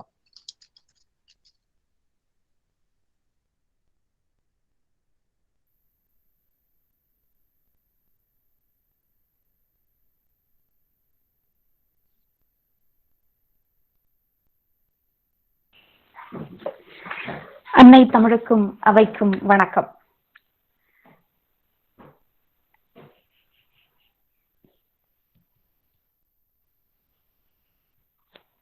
செந்தமிழ் தொடர்ந்து பேசலாம் நீங்க. அன்னை தமிழுக்கும் அவைக்கும் வணக்கம். இந்த பெருந்தொற்று காலத்திலும் ஒரு மாபெரும் மனிதனுடைய வாழ்வில் அந்த மனிதன் கவிதைகள் மூலம் இந்த சமூகத்திற்கு எத்தனை பெரிய தொண்டை ஆற்றிவிட்டு சென்றிருக்கிறான் என்பதை பற்றி பேசுவதற்காக நாம் ஒரு சமூகமாக இங்கே திரண்டிருக்கிறோம் அல்லவா.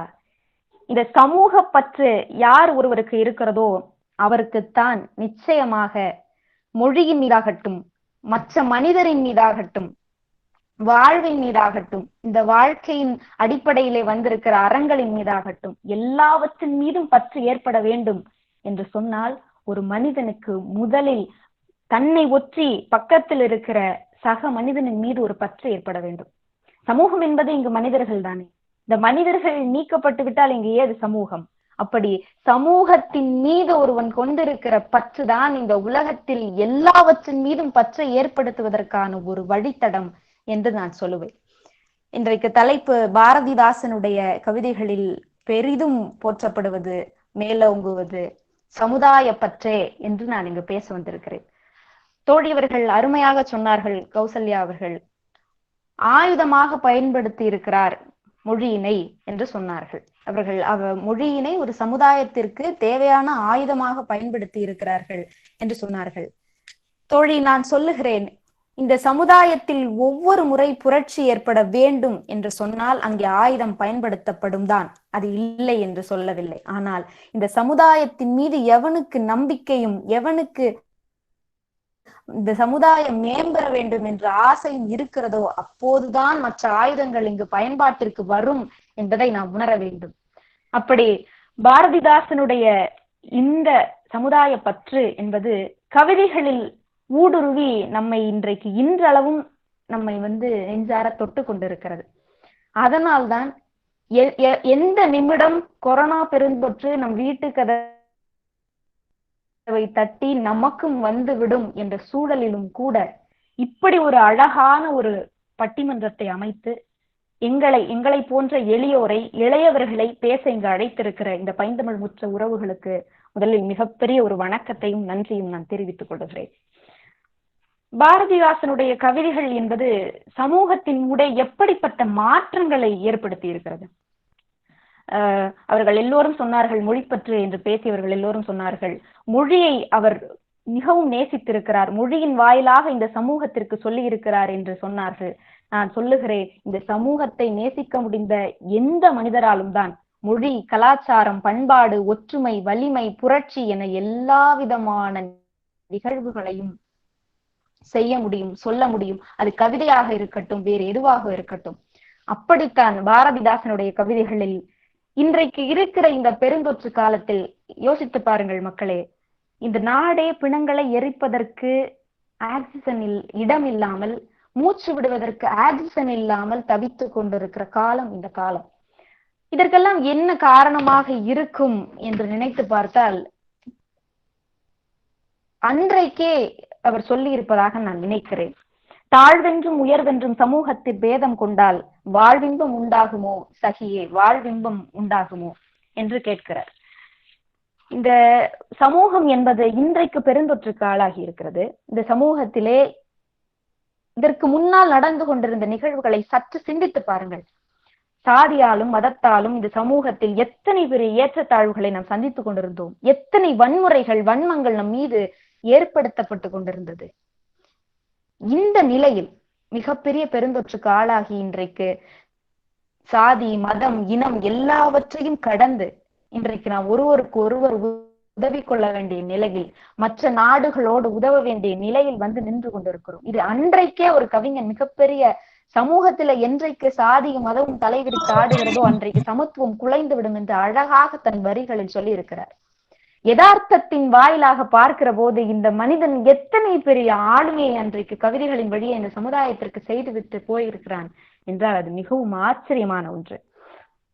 இன்றைக்கு இன்னும் அந்த பாடலிலே சொல்லுகிறார், வயிற்றை பிசைந்திடும் ஏழைகட்கே நீ தாய் என்ற பாவனையோடும் உன் சதையையும் ஈந்திட ஒப்புதல் வேண்டும் என்ற வரிகளை அதிலே சொல்லுகிறார். தோழர்களை நாம் சற்று சிந்தித்து பார்க்க வேண்டும். இன்றைக்கு எத்தனையோ வெளிமாநிலத்தில் இருக்கிற தோழர்கள், இங்கே வேலை செய்கிறவர்கள், பிழைப்புக்காக வந்தவர்கள், நம்முடைய உறவுகள், அவர்கள் இன்றைக்கு பேருந்துகளும் ரயில்களும் கிடைக்காமல் தட்டு தடுமாறி எங்கே மீண்டும் முழு ஊரடங்கு போட்டுவிட போகிறார்களோ என்ற அச்சத்தில் பதறி ஓடிக்கொண்டிருக்கிறார்களே. இத்தனை பெரிய வளம் படைத்த இந்த தமிழ்நாட்டில் அவர்களுக்கு நாம் செய்வதற்கு ஒரு பிடி சோற்றை கொடுப்பதற்கான ஒரு எண்ணமும் அறமும் இல்லாமல் நாம் போய்விட்டோம். அவர்களுக்கு இங்கு வேலை இல்லை என்கிற பட்சத்தில் அவர்களுக்கு ஒரு பிடி சோறு கொடுப்பதற்கான முன்னெடுப்பை இந்த அரசாங்கம் செய்யாமல் அவர்கள் பயந்து கிளம்பி ஓடிக்கொண்டிருக்கிறார்கள் ஊரடங்கிற்கு முன்னதாகவே. அப்படிப்பட்ட ஒரு நிலையை நாம் எய்தி விட்டோம். இன்றைக்கு தாயாக இருந்து இந்த சமூகத்தில் பிற மனிதனுக்கு நீ செய்ய வேண்டிய உதவி எவ்வளவு பெரிய விஷயம் என்பதை இந்த பாடலில், இந்த வரிகளில் சொல்லுகிறார். இன்றைக்கு பீகாரிலிருந்தும் நேபாளத்திலிருந்தும் அஸ்ஸாமிலிருந்தும் எத்தனை தொழிலாளர்கள் போக்குவரத்து வசதி இல்லாமல் பதறி அடித்துக் கொண்டு எங்கே நாம் வாழ்வாதாரம் இழந்து உயிரிழந்து விடுவோமோ என்ற நிலையை நினைத்து கொண்டு பதறி அடித்து ஓடிக்கொண்டிருக்கிறார்கள். இன்னும் சிந்தித்து பார்க்க வேண்டும். இவர்களுடைய கவிதையில் நான் பெரும் ஒரு கவிஞனுடைய கவிதை என்பது அன்றைக்கு இருக்கிற நிலையை மட்டும் உணர்த்தி விட்டு இறந்து விடுவதாக என்றைக்கும் இருந்து விடக்கூடாது. அதில் நான் பாரதிதாசனுடைய கவிதைகளில் மிகவும் ஆச்சரியத்தோடு பார்க்கிற ஒரு கவிதை, உடைக்காத வஞ்சகர் தம்மை மிக உயர்வான சாதுக்கள் என்பது நன்றோ, உடைக்காத வஞ்சகர் தம்மை மிக உயர்வான சாதுக்கள் என்பது நன்றோ, விழித்திருக்கும் போதிலே நாட்டில் விளையாடும் திருடரை சாமி என்கின்றார். தொடர்களே, இன்றைக்கு நினைத்து பாருங்கள், எத்தனை விதமான பிரச்சனைகளோடும் எத்தனை விதமான உளவியல் பிரச்சனைகளோடும் நாம் இன்றைக்கு வாழ்ந்து கொண்டிருக்கிறோம். எத்தனை உடைப்பு சுரண்டப்பட்டு கொண்டிருக்கிறது, வன்முறைகள் நம் மீது திணிக்கப்பட்டு கொண்டிருக்கிறது, எத்தனை விதமான வன்மங்கள் நம் மீது கல்வி ரீதியாக, கலாச்சார ரீதியாக, மத ரீதியாக, சாதி ரீதியாக என்று இப்படி ஆங்காங்கே பிளவுபட்டு கிடக்கிறோமே. இந்த நேரத்தில் சில சாமியார்கள் தான் தீவை விலைக்கு வாங்கி விடுவதற்கு அளவிற்கு பணம் சேர்த்து கொண்டவர்களாக இருக்கிறார்கள். இன்னும் சில பேர் சாதியின், மதத்தை, கடவுளை பயன்படுத்தி இந்த சமூகத்தினுடைய ஒற்றுமையை குலைத்து கொண்டிருக்கிறார்கள். அப்படிப்பட்டவர்களை சாடுவதற்கான எப்படிப்பட்ட ஒரு மேன்மையான ஒரு அறம் நிறைந்த வரியை கவிஞர் அவர்கள் கையாண்டு இருக்கிறார்கள் என்று சிந்தித்து பார்த்தால் எனக்கு ஆச்சரியமாக இருக்கிறது. எப்படி ஒரு மனிதன் இன்றைக்கு நடக்க போவதை அன்றைக்கே தன் சமூகத்திற்கு என்ன வேண்டும் என்பதை உணர்ந்து தன் கவிதைகளின் வழியே பாய்ச்சி இருக்கிறார், வார்த்தைகள் வழியே என்று சொன்னால் எனக்கு அது மிகப்பெரிய ஆச்சரியமாக இருக்கிறது. தொடர்களே, இன்றைக்கு எத்தனை விதமான தொழிலாளர்கள் ஒவ்வொரு நாளும் தனக்கு சம்பள உயர்வு வேண்டும், வேலை நேர குறைப்பிலிருந்து அங்கு இருக்கிற எத்தனை விதமான பிரச்சனைகளை பற்றி ஒவ்வொரு தொழிலாளர்களும் ஏதோ ஒரு நிலைகளில் போராட்டம், அவர்களுடைய போராட்டம் நடந்து கொண்டே தான் இருக்கிறது. அவர்களுடைய வலியை, இந்த சமுதாயத்தினுடைய வலியை எவன் பதிவு செய்கிறானோ அவனுடைய கவிதைகள் தான் இந்த சமூகத்திற்கு மிகவும் மிகவும் முக்கியமானது என்று நான் நினைக்கிறேன். அப்படி தொழிலாளர் விண்ணப்பம் என்ற ஒரு தலைப்பிலே தாசனார் அவர்கள் எழுதியிருக்கிற கவிதை என்பது என்னை மெய் சிலிர்க்க வைத்தது. ஏனென்றால் இன்றைக்கு வரைக்கும் டெல்லியிலே கொரோனா காலகட்டத்தில், பெருந்தொற்று காலகட்டத்திற்கு முன்னதாக வரைக்கும் ஒரு 3 மாதமாக ஏராளமான மனிதர்கள் தங்களுடைய வேளாண் சட்டத்தை திரும்ப பெற வேண்டும் என்று சொல்லி மழை, பனி, வெயில் எதையும் பாராது பெண்கள் கூடவும் சேர்ந்து எத்தனை அறம் நிறைந்த ஒரு வீரம் நிறைந்த போராட்டத்தை நடத்தி கொண்டிருந்தார்கள் நமக்கு தெரியும். அதை அவர் எப்படி தன் சமூகத்திற்கு இதெல்லாம் தேவை, இப்படியெல்லாம் இருக்கிறது, இதெல்லாம் நடக்கும், இதையெல்லாம் நீங்கள் எப்படி களைய வேண்டும் என்று ஒரு மனிதன் எழுதி வைத்திருக்கிறான் என்று சொன்னால் அது எத்தனை பெரிய ஆச்சரியம். தொழிலாளர் விண்ணப்பம் என்ற கவிதையிலே சொல்லுகிறார், கந்தை அணிந்தோ இரு கையை விரித்தங்கள் மெய்யினை உணர்ந்தோம், மொந்தை தயிர் கூழை குடித்தோம், பலர் மொய்த்து பசித்து கிடந்தோம், சந்தையில் மாடால் யாம் சந்ததம் தங்கிட வீடும் இல்லாமல் சிந்தை மெலிந்தோம், எங்கள் சேவைகள் எல்லாம் இது செய் நன்றிதானோ. நாங்கள் செய்த இத்தனை சேவைகளுக்கு, உங்களுக்கு சாப்பாடு போட்டோம், உங்களுக்காக ஆடைகளை, பருத்தி ஆடைகளை உற்பத்தி செய்து கொடுத்தோம், உங்களுக்காக என்னவெல்லாம் உங்களுடைய வாழ்வாதாரமோ எல்லாவற்றையும் விவசாயிகள் பூர்த்தி செய்திருக்கிறார்கள். அவர்கள் செய்த சேவைக்கு இதுதான் நாம் காட்டும் நன்றியா? சற்று சிந்தித்து பாருங்கள். எத்தனை வயதானவர்கள், 70 வயதை நெருங்கியவர்கள், 90 வயதை நெருங்கியவர்கள், இளைஞர்கள், பெண்கள், சிறு பிள்ளைகள் என்று எத்தனை பேர் அந்த போராட்டத்தில், விவசாய போராட்டத்தில் கலந்து கொண்டு எத்தனை பேர் உயிர் நீத்திருக்கிறார்கள். இதை எப்படி ஒரு கவிஞரால் அன்றைக்கே இந்த சமுதாயத்தினுடைய நிலையை கணித்து இதை களைவதற்கு என்ன செய்ய வேண்டும் என்கிற அறத்தையும் முக்கியத்துவத்தையும் சேர்த்தே சொல்லி இருக்கிறார் என்றால் இது எத்தனை பெரிய விஷயம். மதத்தின் தலைவீரே, இந்த மண்ணை விளைத்துள்ள அண்ணாத்தை மாறே, குதர்க்கம் விளைத்தே பெரும் கொள்ளையடித்த கோடீஸ்வரர்களே.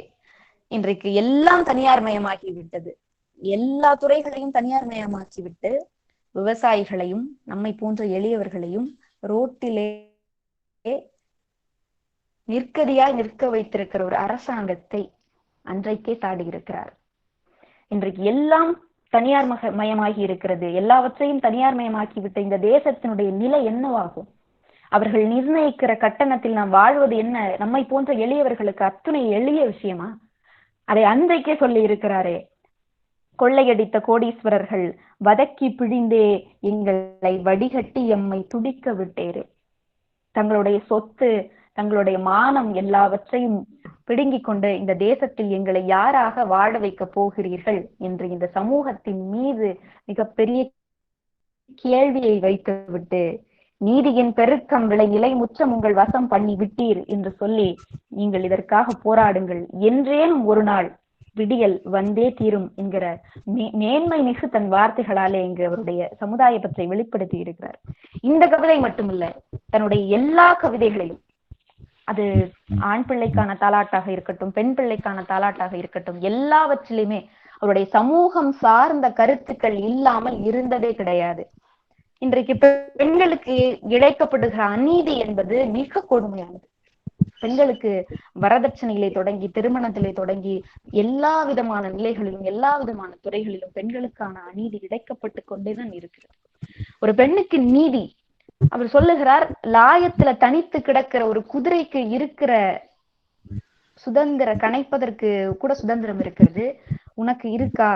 பெண்ணுக்கு அது வழங்கப்பட்டிருக்கிறதா என்று கேட்கிறார்.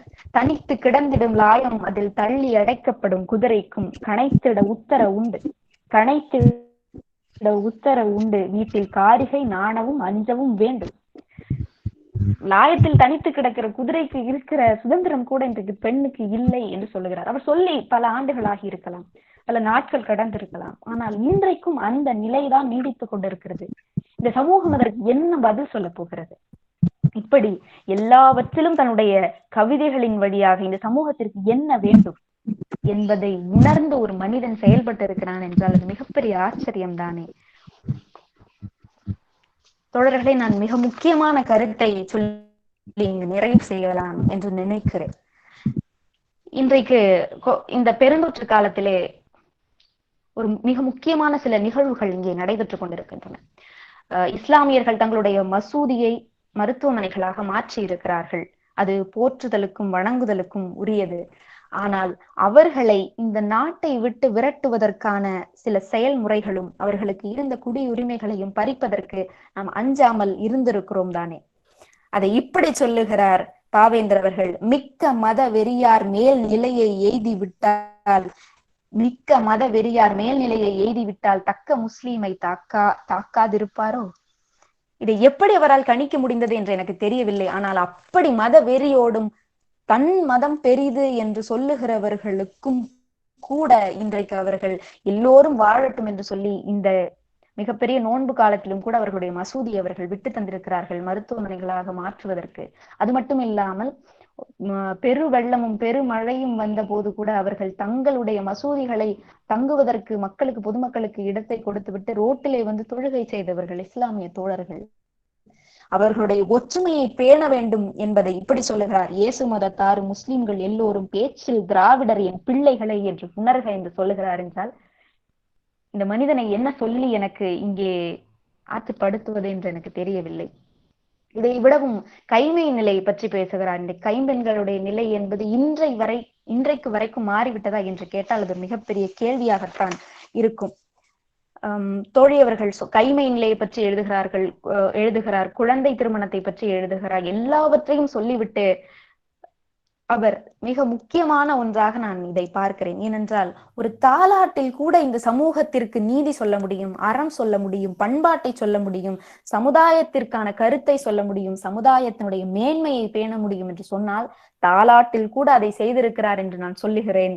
கேளுங்கள், பெண் தாலாட்டு. அதிலே சொல்லுகிறார், தோழி கௌசல்யா அவர்கள் சொன்னார்கள், அதை மின்னல் ஒளியை விலை மதியா ரத்தினமே கண்ணல் பிடிந்து கலந்த கனிச்சாரே என்று அதுவரை சொன்னார். அதை சொல்லிவிட்டு மொழி பற்றுதான் இதில் மேன்மை பெற்றிருக்கிறது, எனவே பாரதிதாசனுடைய கவிதைகள் எப்போது மொழி பற்றியே தூக்கி சுமக்கின்றன என்று சொல்லிவிட்டார். அதற்கு கீழே இருந்த வரிகள், அதற்கு பின்னால் இருக்கிற வரிகளை நான் சொல்லுகிறேன் தோழி, நீங்கள் கேளுங்கள். மூடத்தனத்தின் முடைநாற்றம் வீசுகின்ற காடு மணக்க வரும் கற்பூர பெட்டகமே. மூடத்தனங்களை விரட்டுவதற்கு சொல்லிக் கொடுக்கிறார் சமுதாயத்திற்கு. வேண்டாத சாதி இருட்டு வெளுப்பதற்கு தூண்டா விளக்காய் துலங்கும் பெருமாட்டி. வேண்டாத சாதி இருட்டு வெளுப்பதற்கு தூண்டா விளக்காய் துலங்கும் பெருமாட்டி. புண்ணி சரம் விடுக்கும் பொய்மை மதத்தின் கூட்டத்தை கண்ணீர் கனல் சிந்திக்க கட்டளிக்க வந்தவளை என்று சொல்லுகிறார். இதை நாம் நேரடியாக படிக்கிற போதே நாம் உணர்ந்து விடுவோம். ஒரு தாலாட்டில் கூட இந்த சமூகத்திற்கு சொல்ல வேண்டிய ஒரு பெண்மை அழகையும் வேறு எதை பற்றியும் எழுதி ஒரு பெண் தாலாட்டை எழுதிவிட முடியும். மொழி பற்றி காண்பிப்பதற்கு அவர் மொழிகளின் வழியே மொழிக்கு முக்கியத்துவம் கொடுத்து எழுதியிருக்க முடியும். ஆனால் தாலாட்டில் கூட பெண்மையை போற்றுகிற வகையில் நீ இதையெல்லாம் செய்ய வேண்டும், இந்த சமூகத்திற்கு நீ செய் என்று சொல்லுகிற அந்த அறம் இருக்கிறதே, அந்த வீரம் இருக்கிறதே, அதுதான் அவர் சமுதாயத்திற்கு மிக பெருமையாக ஆற்றியிருக்கிற தொண்டு என்று நான் சொல்லுவேன். எனக்கு எந்தவித ஐயமுமே இல்லை. எந்த மனிதன் சமூகத்தை நேசிக்கிறானோ அந்த மனிதனால் தான் இங்க இருக்கிற கலாச்சாரத்தை, மொழியை, பண்பாட்டை, ஒற்றுமையை, புரட்சியை எல்லாவற்றையும் செய்ய முடியும் என்று சொல்லி வாய்ப்பளித்த நல்ல உள்ளங்களுக்கு நன்றி சொல்லி முடிக்கிறேன். நன்றி, வணக்கம். படிப்பது ஆங்கிலம், பேரோ செந்தமிழ், உரைத்த உரையோ காவியம். பாவேந்தர் பெற்ற மகளே, பாவேந்தரின் பாடலில் எத்தனை சிறந்தாயிற்று, உன் உரை கேட்டு என்னையே மறந்தேன். ஆழமான கருத்துக்களை இன்றைய சமுதாயத்தோடு ஒப்பீடு செய்தது மிக மிக அருமை. நன்றிகள் தங்களுக்கு. கவிதாயினி தி செந்தமிழின் செப்போரை தொடர்ந்து மொழி பற்றே பாவேந்தருடைய பாடலில் மிளிர்கிறது என்று மிளிர வைக்கும் கருத்தை புன்னுருவலுடன் இணையத்தில் பதியம் போட வருகிறார் திருச்சி SRM கலை மற்றும் அறிவியல் கல்லூரியின் இளங்கலை கணிப்பொறி அறிவியல் 2ஆம் ஆண்டு படித்து வருபவர். பல்வேறு தலைப்புகளில் பல்வேறு மேடைகள் கண்டவர் இவர். இளமையிலேயே கொண்ட கவி ஆர்வம், இன்ஸ்டாகிராம் பக்கத்தில் கவிசாரல் என்ற அருமையான பதிவை நிர்வகித்து வருபவர். கல்லூரி மற்றும் சுற்று வட்டாரங்களில் பட்டிமன்றங்களில் பேசுபவர். மாவட்ட பேச்சு போட்டியில் வெற்றி வகை சூடியவர். 2 முறை மாநில அளவிலான கவிதை போட்டியில் தகுதி பெற்ற பன்முக திறமசாலி, வளரும் பேச்சாளர் பிரபாகரன் அவர்களை மொழி பற்றி என்ற தலைப்பில் பேசி உங்களின் அழிக்கு வலு சேர்க்க சிரம் தாழ்த்தி அன்போடு அழைக்கிறேன். வாருங்கள்.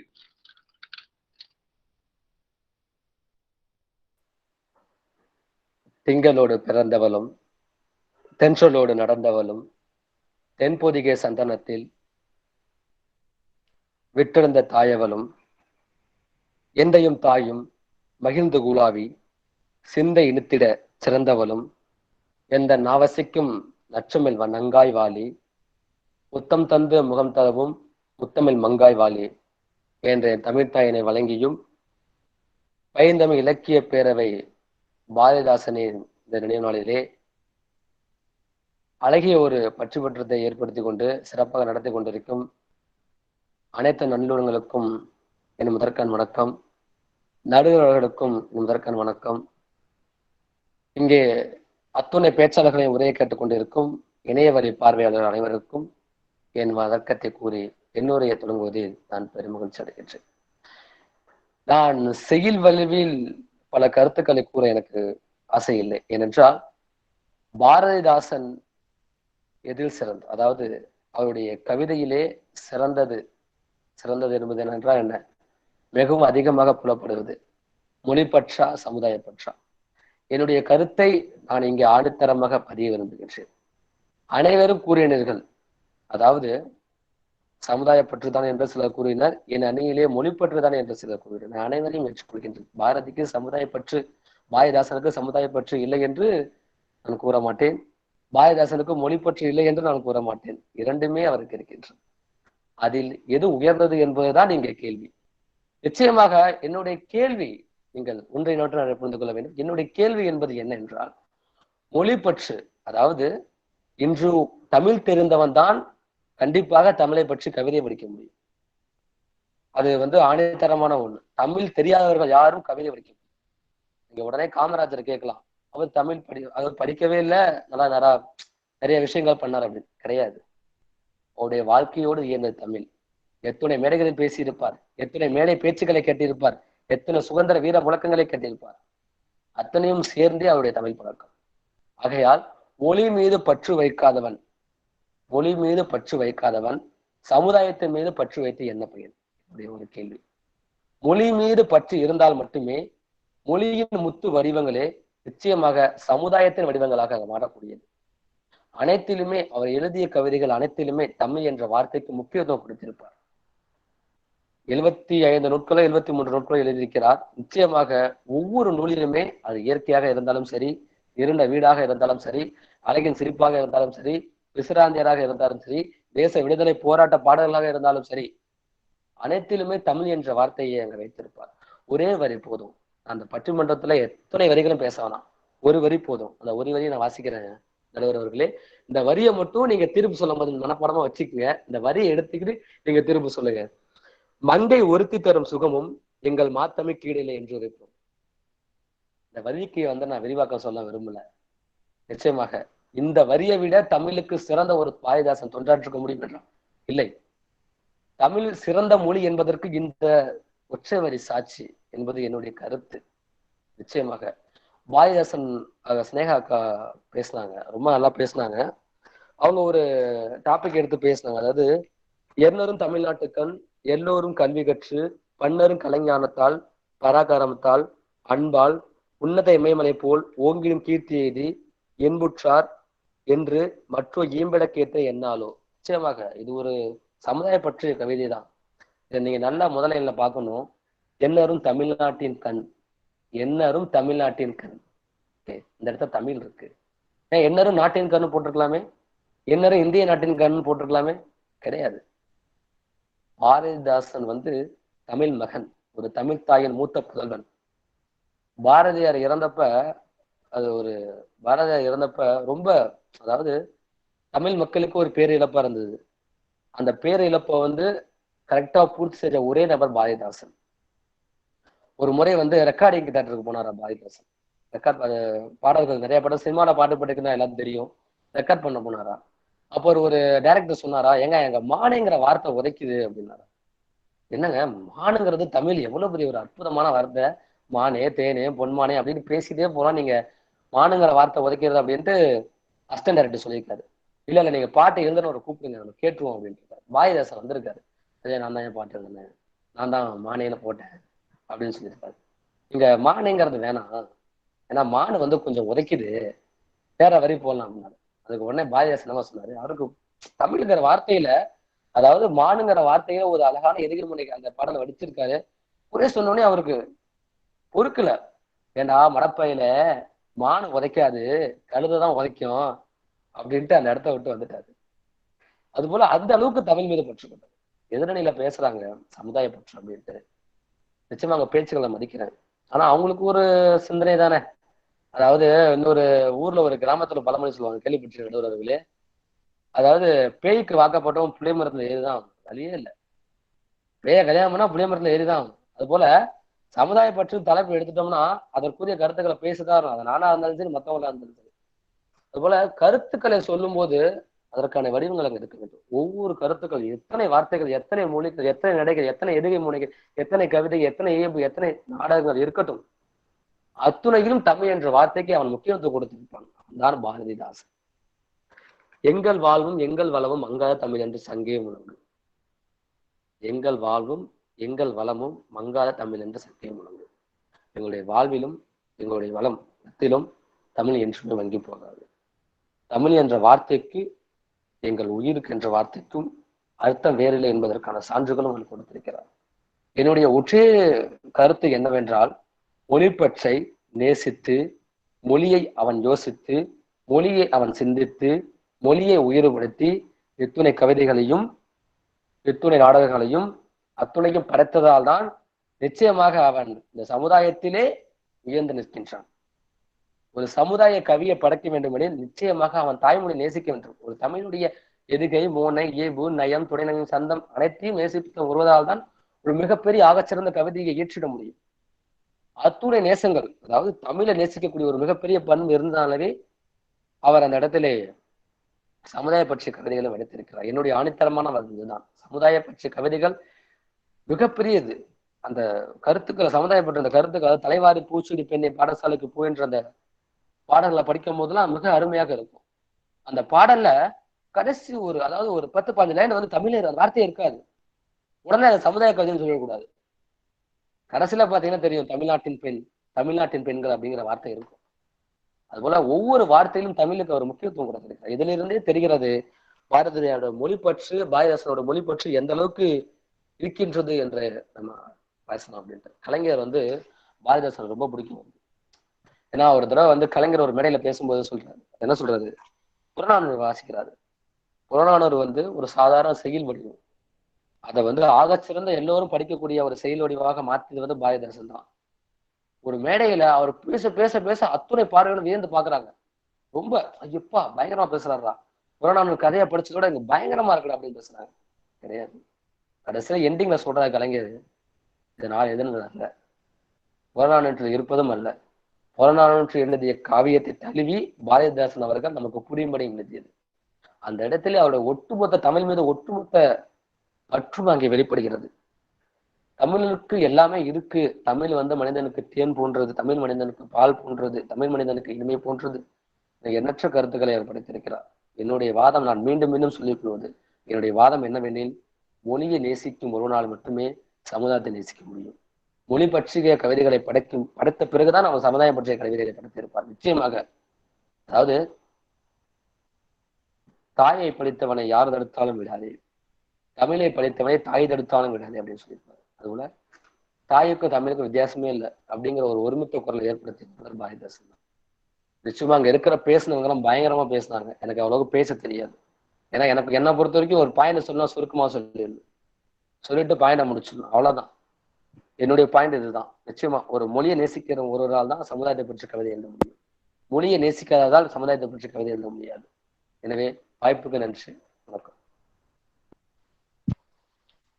பாவேந்தரின் பாடல்களில் மொழி பற்றில் பல நயம் சொல்லி, மொழி பற்றா சமுதாய பற்றா என்று இரு தலைப்பையும் அலசி, மடை திறந்த வெள்ளம் என மனதில் பதிந்த கருத்துக்களை பல்வேறு விளக்கத்தோடு சொல்லி, பாவேந்தரின் பாடலுள் மொழி பற்றி அதிகம் புலப்படுவது என்று அழுத்தி சொல்லி எனக்கும் அழுத்தம் சொல்லி சென்றிருக்கிறார் வளரும் பேச்சாளர் ரா பிரபாகரன் அவர்கள்.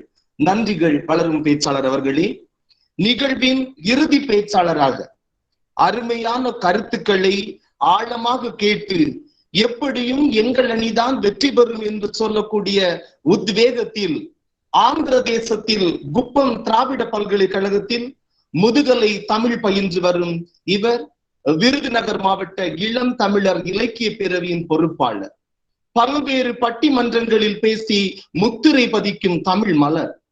கொரோனா காலத்தில் முடங்கிய போதும் இணையதளத்தில் தினம் தினம் சொற்பொழிவாற்றி தமிழ் மனம் பரப்பும் தங்க மகள் இவர். சிறந்த புத்தக வாசிப்பாளர். தமிழுக்கு தமிழ் பணி செய்யும் செல்வி ஜே காமாட்சி காயத்ரி அவர்களே. பாவேந்தர் பாடல்களில் அதிகம் புலப்படுவது சமுதாய பற்றி என்று அழுத்தமான கருத்தை பதிவு செய்ய அன்போடு அழைக்கின்றேன். வாருங்கள் அன்பு சகோதரி. ஐயா, நான் பேசுறது கேக்குதுங்களா ஐயா? கேக்குது, தொடர்ந்து பேசலாம். சரிங்க. கேமரா மட்டும் சரிப்படுத்துங்க, ஏன்டா சாய்வா இருக்கு.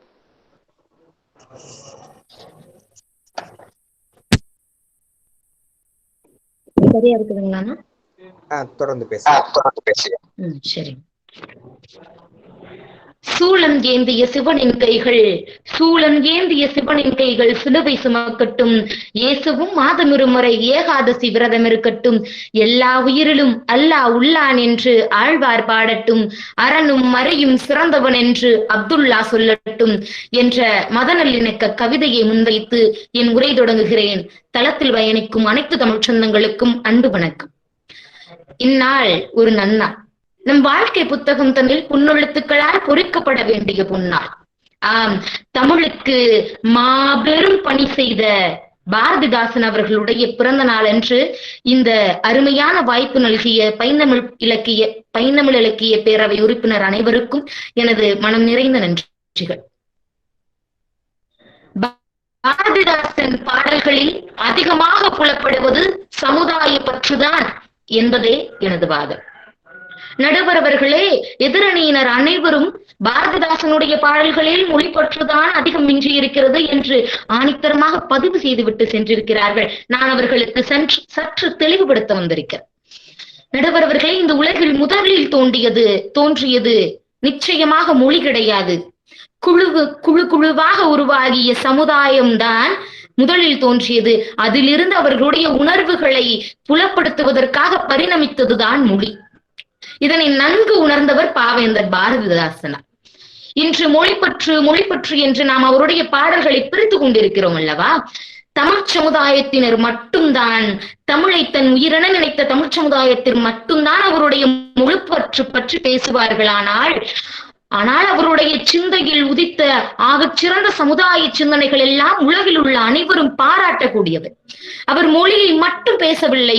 இன விடுதலை, தமிழ் தேசியம், திராவிட உணர்வு, மூட நம்பிக்கைகள் ஒழிப்பு, பெண் விடுதலை, சாதி மறிப்பு, இப்படி எத்தனையோ விதமான சமுதாய சிந்தனைகளை இங்கு நிலைநிறுத்தி சென்றிருக்கிறார் என்றால் அவருடைய மொழிப்பற்றை மட்டும் நாம் பேசுவது சஹாரா பாலைவனத்தில் நயகரா வீழ்ச்சி விழுகிறது என்று சொல்வது மாதிரி. அதைத்தான் எதிரணியினர் செய்து கொண்டிருக்கிறார்கள். கொலைவாளினை எடடா மிகு கொடியோ செயலறவே குகைவாழ் ஒரு புலியே உயர் குணம் மேவிய தமிழா என்ற அவர் தமிழன் என்று சொல்லியது தமிழ் மீது அவர் கொண்ட பற்றினால் அல்ல, தமிழ் சமுதாயத்தின் மீது இருந்த பற்றினால்தான் இந்த சமுதாயத்தின் நிலவிய அத்தனை அவலங்களையும் சீர்திருத்துவதற்காக அவர் பயன்படுத்திய ஒரு தகவல் தொடர்பு ஊடகம் தான் மொழி என்பதை யாரும் மறந்துவிட முடியாது. அவருடைய பாடல்கள் எல்லாம் அவர் உள்ளே கொந்தளித்து குமுறி முகடு உடைத்து சுதறிய அவரது கோவாக்கினி. அவருடைய தவம் கலைக்கப்பட்ட போது திறந்த அவருடைய நெற்றிக்கண் அவருடைய அனைத்து பாடல்கள். அவர் கலக்கப்பட்ட போது துப்பிய ஆழாகாலம் அவருடைய பாடல்கள். இந்த சமுதாயத்தில் நிலவுகிற அசிங்கங்களை, அக்கிரமங்களை, அவலங்களை நோக்கி நீண்ட அவருடைய சுட்டுவிரல் அவருடைய பாடல்கள் அத்துணையும். சிறந்த மொழி பற்றாளர் என்று பாரதிதாசனை நிச்சயம் சொல்லலாம், நிச்சயம் அந்த பாவலரை சொல்லலாம். ஆனால் அந்த மொழியினூடே ஆகச் சிறந்த சமுதாய சிந்தனைகளை அவர் வித்திட்டிருக்கிறார் என்பதை இங்கு யாரும் மறுத்துவிட முடியாது. இல்லாமை என்னும் பிணி இல்லாமல் கல்வி நலன் எல்லோருக்கும் என்று சொல்லி கொட்டு முரசே என்றாரே. பாரதியும் பாரதிதாசனும் ஒருங்கிணைகிற ஒரு நிலை இந்த நிலை. சாதி வேண்டாம், மதம் வேண்டாம், அன்பென்ற மலையிலே அகிலம் நனைய வேண்டும் என்று சிந்தித்தவர்கள் பாரதியும் பாரதிதாசனும். அவர்களை வெறும் மொழி பற்றாளர்கள் என்று தனித்து தள்ளிவிட முடியாது. இந்த உலகிலே தோன்றிய காரல் மார்க்சுக்கும் லெனினுக்கும் சமமானவர்கள் பாரதியும் பாரதிதாசனும். அப்பேற்பட்ட சமுதாய சிந்தனைகளை எல்லாம் நம்முடைய தமிழ் சமுதாயத்தில் இருந்து அவர் விட்டுட்டு இருக்கிறார். அவரை வெறும் மொழி பற்றாளர் என்று தவிர்த்து விட முடியாது. வேண்டா சாதி இருட்டு விழுப்பதற்கு தூண்டா விளக்காய் துலங்கும் பெருமாட்டி புன்னீர் சரம் விடுக்கும் பொய்மரத்தின் கூட்டத்தை கண்ணீர் கணல் சிந்தி கட்டொழிக்க வந்தவளே என்று பெண் குழந்தையின் தாளாட்டிலே சொல்லி வளர்த்தவர் பாரதிதாசனம். அவர் சொல்லி இருக்கலாமே, அத்துணை குழந்தை வளர்கிற தாளாட்டிலே சொல்லி இருக்கிறாமே தமிழினுடைய பற்றினையும் தமிழ் மீது பெருமையும். ஆனால் அவர் சொன்னது இந்த சமுதாயத்தினுடைய அவலங்களை சீர்திருத்த வேண்டும் என்ற சீர்திருத்த சிந்தனையைத்தான். அதை யாரும் மறுத்து கணித்து விட முடியாது. கூழுக்கு பற்பலர் வாடவும் சிற்சிலர் கொள்ளையடிப்பதும் நீதியோ, புவி வாழ்வதுதான் இந்த தேதியோ என்று கேட்கிற பொழுது முதலாளித்துவமும் தொழிலாளித்துவமும் இருந்த அந்த வாழ்க்கை சூழலை நமக்கு படம் பிடித்து காட்டுகிறது அல்லவா அந்த கவிதை. இந்த பாடல்களையும் கவிதைகளையும் புறந்தள்ளிவிட்டு பாரதிதாசனாரை வெறும் ஒளிப்பற்றாளர் என்று தவிர்த்து விடுவது எப்பேற்பட்ட அவலமான சிந்தனையின் நடுவர்களே. சுயமரியாதை கொள் தோழா, நீ துயர்கெடுப்பாய், வாழ்வில் உயரடைவாயே. இங்க இருக்கின்ற தமிழ் சமுதாயத்தினர் அனைவருக்கும் அவர் சொல்லக்கூடிய ஒரு சிந்தனை என்னவென்றால், இங்க இருக்கக்கூடிய கைமை பெண்களை சிறந்த முன்னேறுவதற்கான பாதையிலே கொண்டு செல்ல வேண்டும் என்று. இன்று வாழ்ந்து கொண்டிருக்கக்கூடிய அனைவரும் தமிழை மறந்து ஆங்கில கலப்பு பேசுகிறார்கள் என்ற மொழி கொலை செய்து கொண்டிருந்த அந்த சூழலில்தான் அவர் மொழி பற்றி அதிகமாக பேசியிருக்கிறார் தவிர சமுதாய சிந்தனைகளை அவர் குறைவாக பேசியிருக்கிறார் என்று நாம் சொல்லிவிட முடியாது. அழியாத மூடத்தனத்தை ஏற்றில் அழகாய் வரைந்திடும் பழிகார தம்மை முழுதாய்ந்த பாவலர் என்பார் இவர் முதல் எழுத்தோதிலும் அது இருட்டாகும். அதைத்தான் நாம் இன்று செய்து கொண்டிருக்கிறோம். வெறும் மொழிப்பற்று என்று சொல்லி அவரை ஒரு தனித்த இடத்தில் வைத்துக் கொண்டு அவருடைய சமுதாய சிந்தனைகள் எல்லாம் புறம் தள்ளி கொண்டிருக்கிறோம். அது ஆக சிறந்த தவறு என்றுதான் சொல்வேன். ஆக நடுவர் அவர்களே, நெற்றிக்கண் திறப்பினும் குற்றம் குற்றமே என்பது போல சிறந்த தலைப்பிற்குத்தான் உங்களுடைய தீர்ப்பு இருக்கும் என்ற நம்பிக்கையில் என் உரையை முடித்து விடைபெறுகிறேன். நன்றி, வணக்கம். புரட்சியான கருத்தை புரட்சியின் விதையாக இணைய புரட்சி மண்ணில் புரியும்படி கூறி சமுதாய பற்றே பாவேந்தரின் பாடல்களில் அதிகம் புலப்படுவது என்று கூறி தனது அணிக்கு வலு சேர்த்து சென்ற செல்வி ஜே காமாட்சி காயத்ரி அவர்களே, வாழ்த்துக்கள். தொடரட்டும் உங்களுடைய கவிதை பணி, தொடரட்டும் உங்களுடைய தமிழ் பணி. உணர்ந்திடுக தமிழ் தாய்க்கு வரும் தீமை உனக்கு வரும் தீமை என்றோ என்று முழங்கியவர் பாவேந்தர். அது மட்டுமல்ல, மொழி பற்று கொண்ட பாவேந்தர் பிற மொழிகளின் திணிப்பை, பிற மொழிகளின் ஆதிக்கத்தை சாடவும் செய்தார். இந்திக்கு தமிழ்நாட்டில் ஆதிக்கமா நீங்கள், எல்லோரும் வாருங்கள் நாட்டினரே, செந்தமிழுக்கு தீமை வந்ததில் இந்த தேகம் இருந்தரும் லாபம் உண்டோ, எங்கள் உடல் பொருள் லாபியெல்லாம் எங்கள் இன்ப தமிழுக்கே என்று பாடினார் பாவேந்தர். அவரின் பாடல்களில் மொழி பற்றின் தாக்கத்தை ஆழமாக அறியலாம். அது மட்டுமா, தாய்மொழியின் எழிலை அழிக்கும் நிலை கண்டு நெஞ்சி பதைக்கும் நிலை என கூறி தொடங்குகின்றார். தமிழுக்கு தீங்கு செய்யும் திருந்தா தமிழர் இருப்பதை விட இறப்பது நன்று. சிலவங்க சொல்லுவாங்க, நீ இருக்கிறதுக்கு செத்து போகலாம், இந்த கொரோனா காலத்துல நீ இருக்கிறது செத்து போகலாம். பாவேந்தர் அன்னைக்கு சொல்லி இருக்கிறாரு, தமிழுக்கு தீங்கு செய்யும் திருந்தா தமிழர் இருப்பதை விட இறப்பது நன்று என்று சினந்து எழுந்தவர். தமிழ் மொழிக்காக இளைஞர்களிடத்துல பாக்குறாரு. சுவாமிஜி விவேகானந்தர் சொல்லுவாரு, என் பின்னே 5 இளைஞர்கள் வாருங்கள், இந்த சமுதாயத்தை நான் மாற்றி காட்டுறேன் என்று.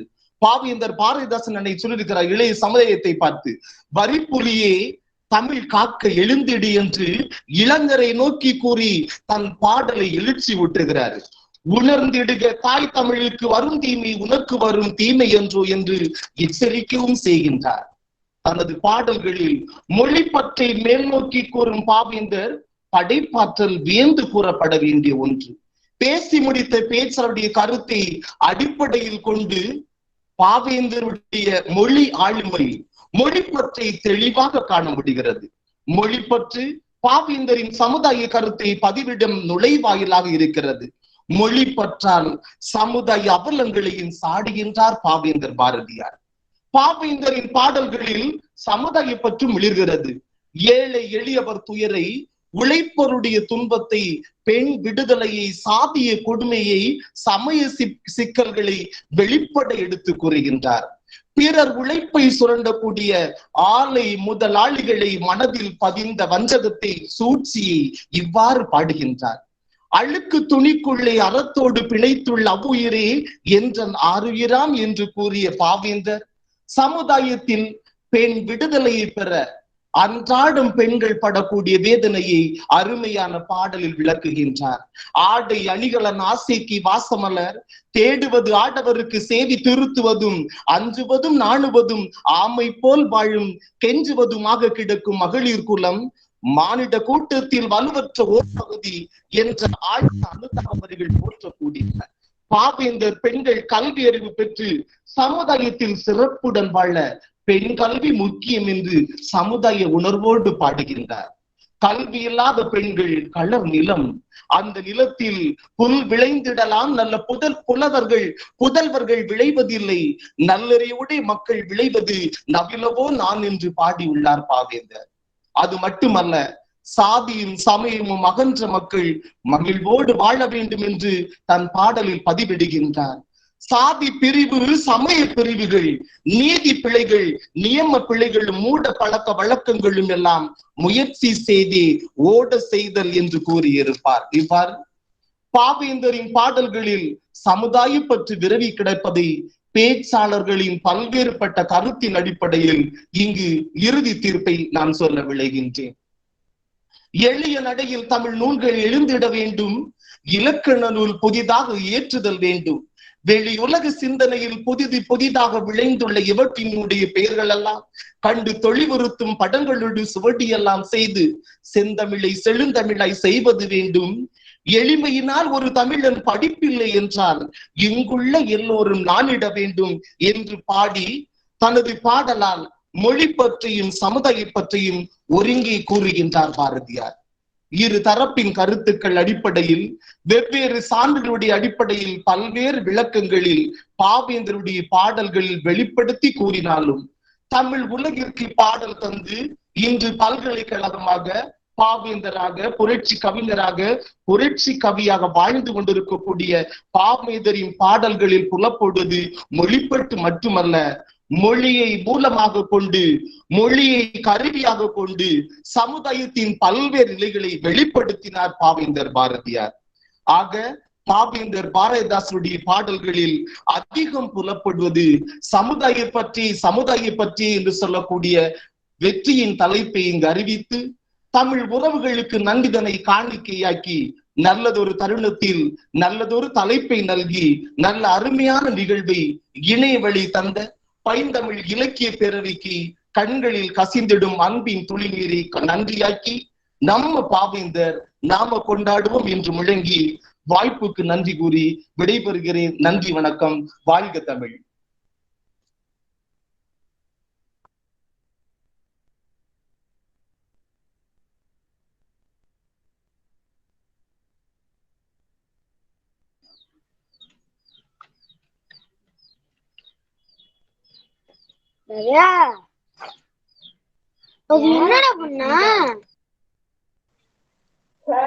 அறிய இயலாத பல செய்திகளை ஐயாவிடமிருந்து அறிந்து கொண்டோம். நம்முடைய அனல் பறக்கும் பேச்சாளர்களுக்கும் அருமையான நடுவர் உள்ளிட்ட அனைவர்களுக்கும் நன்றி. அடுத்ததாக நன்றியுரை வழங்குவதற்கு பைந்தமிழ் இலக்கிய பேரவையின் செயலாளர் குந்தவை நாச்சியார் அரசு மகளிர் கலைக்கல்லூரியில் பயின்று வருகின்றார் சிறந்த எழுத்தாளர் கவிஞர் அமிதா அவர்களை நன்றியுரை வழங்குவதற்கு வருக வருக என வரவேற்கின்றேன்.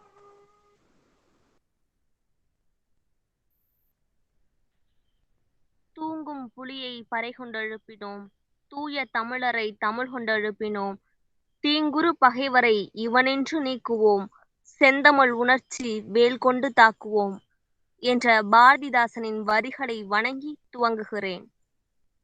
பாரதிதாசன் பாடல்களில் அதிகம் புலப்படுவது மொழி பற்றா சமுதாய பற்றா என்ற அற்புதமான தலைப்பிற்கு ஒரு அற்புதமான பட்டிமன்றத்திற்கு நடுவராக இருந்து பாரதிதாசனின் வரலாற்றிலிருந்து துவங்கி பல்வேறு கருத்துக்களை எங்களிடம் பகிர்ந்து கொண்டு பேச்சாளர்களின் கருத்துக்கும் பதிலளித்து இந்த பட்டிமன்றத்தை செம்மையாக வழிநடத்தி இறுதியாக பாரதிதாசனின் பாடல்களில் அதிகம் புலப்படுவது சமுதாய பற்றே என்று தீர்ப்பளித்து இந்த பட்டிமன்றத்தை வழிநடத்தி சென்ற மதிப்பிற்குரிய ஐயா வினோராஜ் அவர்களுக்கு பைந்தமிழ் இலக்கிய பேரவையின் சார்பாக மனமார்ந்த நன்றிகளை தெரிவித்துக் கொள்கிறோம்.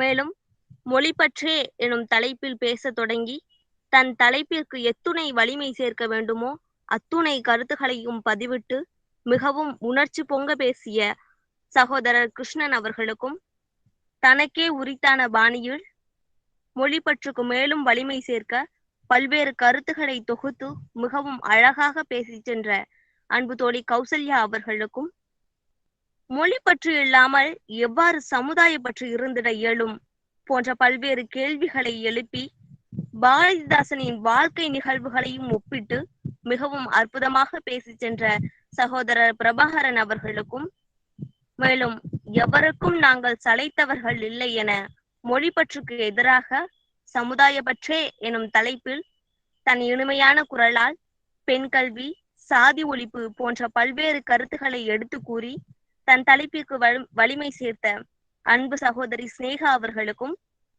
மிகவும் மென்மையாக தனக்கான தனிநடையில் நிகழ்கால உண்மைகளையும் பாரதிதாசனின் பாடல்களையும் ஒப்பிட்டு பல்வேறு கருத்துக்களை நம்மோடு பகிர்ந்து கொண்ட அன்பிற்கினிய தோழி செந்தமிழ் அவர்களுக்கும், அற்புதமான குரலால் பாரதிதாசனின் பாடல்களையும் அவர் சமுதாய பற்றுக்காக கூறிய பல்வேறு கருத்துக்களையும் நம்மோடு பகிர்ந்து கொண்ட அன்பிற்கினிய தோழி காமாட்சி காயத்ரி அவர்களுக்கும் பைந்தமிழ் இலக்கிய பேரவையின் சார்பாக மனமார்ந்த நன்றிகளை தெரிவித்துக் கொள்கிறோம். மேலும் இந்த நிகழ்விற்கு மிகவும் அற்புதமாக வரவேற்புரை வழங்கிய சகோதரர் அதிவீர பண்டின் அவர்களுக்கும், நிகழ்ச்சி முழுவதையும் அற்புதமாக வடிவமைத்து நிகழ்ச்சியை தொகுத்து வழங்கிய ஆருயிர் தோழி கோமதி அவர்களுக்கும், பைந்தமிழ் இலக்கிய பேரவையின் தலைமை ஆலோசகர் முரளி ஐயா அவர்களுக்கும், இணை செயலாளர் கவிஞர் தெய்வம் அவர்களுக்கும், பொருளாளர் தாமோதரன் அவர்களுக்கும், நெறியாளர் செல்வராணி அவர்களுக்கும் எங்களின் மனமார்ந்த நன்றிகளை தெரிவித்துக் கொள்கிறோம். மேலும் காலதாமதம் ஆயினும் இத்துணை காலம் அமைதி காத்து பல்வேறு கருத்துக்களை உள்வாங்கிக் கொண்டு இந்த நிகழ்விற்கு ஒத்துழைப்பு நல்கிய அத்துணை பார்வையாளர் நண்பர்களுக்கும் பைந்தமிழ் இலக்கிய பேரவையின் சார்பாக மனமார்ந்த நன்றிகளை தெரிவித்துக் கொள்கிறோம். அரட்டை பகுதியில் சான்றிதழுக்கான இணைப்பு வழங்கப்பட்டுள்ளது. அனைவரும் பெற்று பயனடையுமாறு கேட்டுக்கொள்கிறோம். மேலும் இது போன்ற உங்களுக்கு பயனுள்ள நிகழ்வில் உங்களை சந்திக்கும் வரை உங்களிடமிருந்து விடைபெறுவது பைந்தமிழ் இலக்கிய பேரவை. நன்றி, வணக்கம்.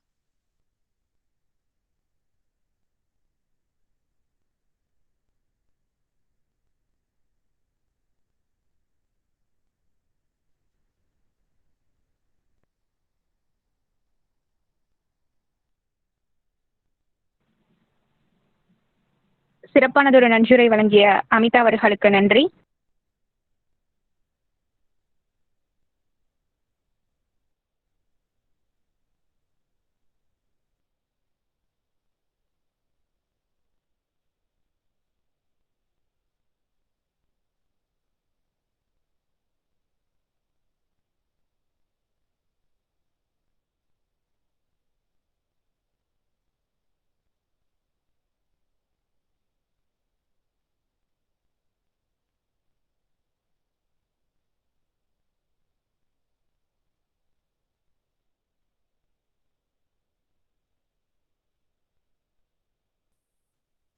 நிகழ்வில் சிறப்பாக வழிநடத்தி இந்த இனியதொரு பட்டிமன்ற நிகழ்விற்கு பட்டிமன்ற நடுவராக பொறுப்பேற்ற வினோராஜ் ஐயா உட்பட்ட பேச்சாளர்களுக்கு பாராட்டுச் சான்றிதழ் வழங்கி சிறப்பிக்கப்படுகிறது. முதலாவதாக பாரதிதாசன் பாடல்களில் அதிகம் புலப்படுவது மொழிப்பற்றா சமுதாயப்பற்றா என்ற இந்த இனியதொரு நிகழ்விற்கு நடுவராக பொறுப்பேற்ற வினோராஜ் ஐயா அவர்களுக்கு பாராட்டுச் சான்றிதழ் வழங்கப்படுகிறது. தொடர்ந்து பாரதிதாசன் பாடல்களில் அதிகம் புலப்படுவது மொழிப்பற்றே என்ற அணியில் பேசிய அன்பிற்கினிய சகோதரர் சே கிருஷ்ணன் அவர்களுக்கு பாராட்டுச் சான்றிதழ் வழங்கப்படுகிறது.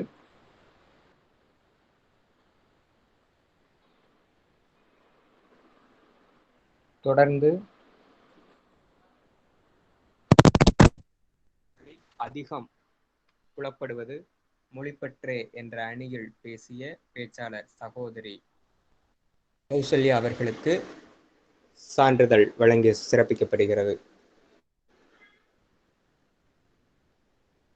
தொடர்ந்து பாரதிதாசன் பாடல்களில் அதிகம் புலப்படுவது மொழிப்பற்றே என்ற அணியினுடைய இறுதி பேச்சாளர் சகோதரர் பிரபாகரன் அவர்களுக்கு பாராட்டுச் சான்றிதழ் வழங்கப்படுகிறது. அடுத்ததாக பாரதிதாசன் பாடல்களில் அதிகம் புலப்படுவது சமுதாயப்பற்று என்ற அணியில் பேசிய சகோதரி ஜே காமாட்சி காயத்ரி அவர்களுக்கு பாராட்டுச் சான்றிதழ் வழங்கி கௌரவிக்கப்படுகிறது. தொடர்ந்து அதே சமுதாயப்பற்று என்ற அணியில் பேசிய சகோதரி தி செந்தமிழ் அவர்களுக்கு பாராட்டுச் சான்றிதழ் வழங்கி கௌரவிக்கப்படுகிறது. அடுத்ததாக பாரதிதாசன் பாடல்களில் அதிகம் புலப்படுத்துவது சமுதாயப்பற்று என்ற அணியில் பேசிய சகோதரி மா ஸ்னேகா அவர்களுக்கு பாராட்டுச் சான்றிதழ் வழங்கி கௌரவிக்கப்படுகிறது. சிறப்பாக நிகழ்வினை ஒருங்கிணைத்து சிறப்பித்த நடுவர் ஐயா அவர்களுக்கும் சிறப்பாக பேசிய 6 பேச்சாளர்களுக்கும் எங்களது பைந்தமிழ் இலக்கிய பேரவையின் சார்பாக நெஞ்சார்ந்த நன்றியை தெரிவித்துக் கொள்கின்றோம். நன்றி, வணக்கம்.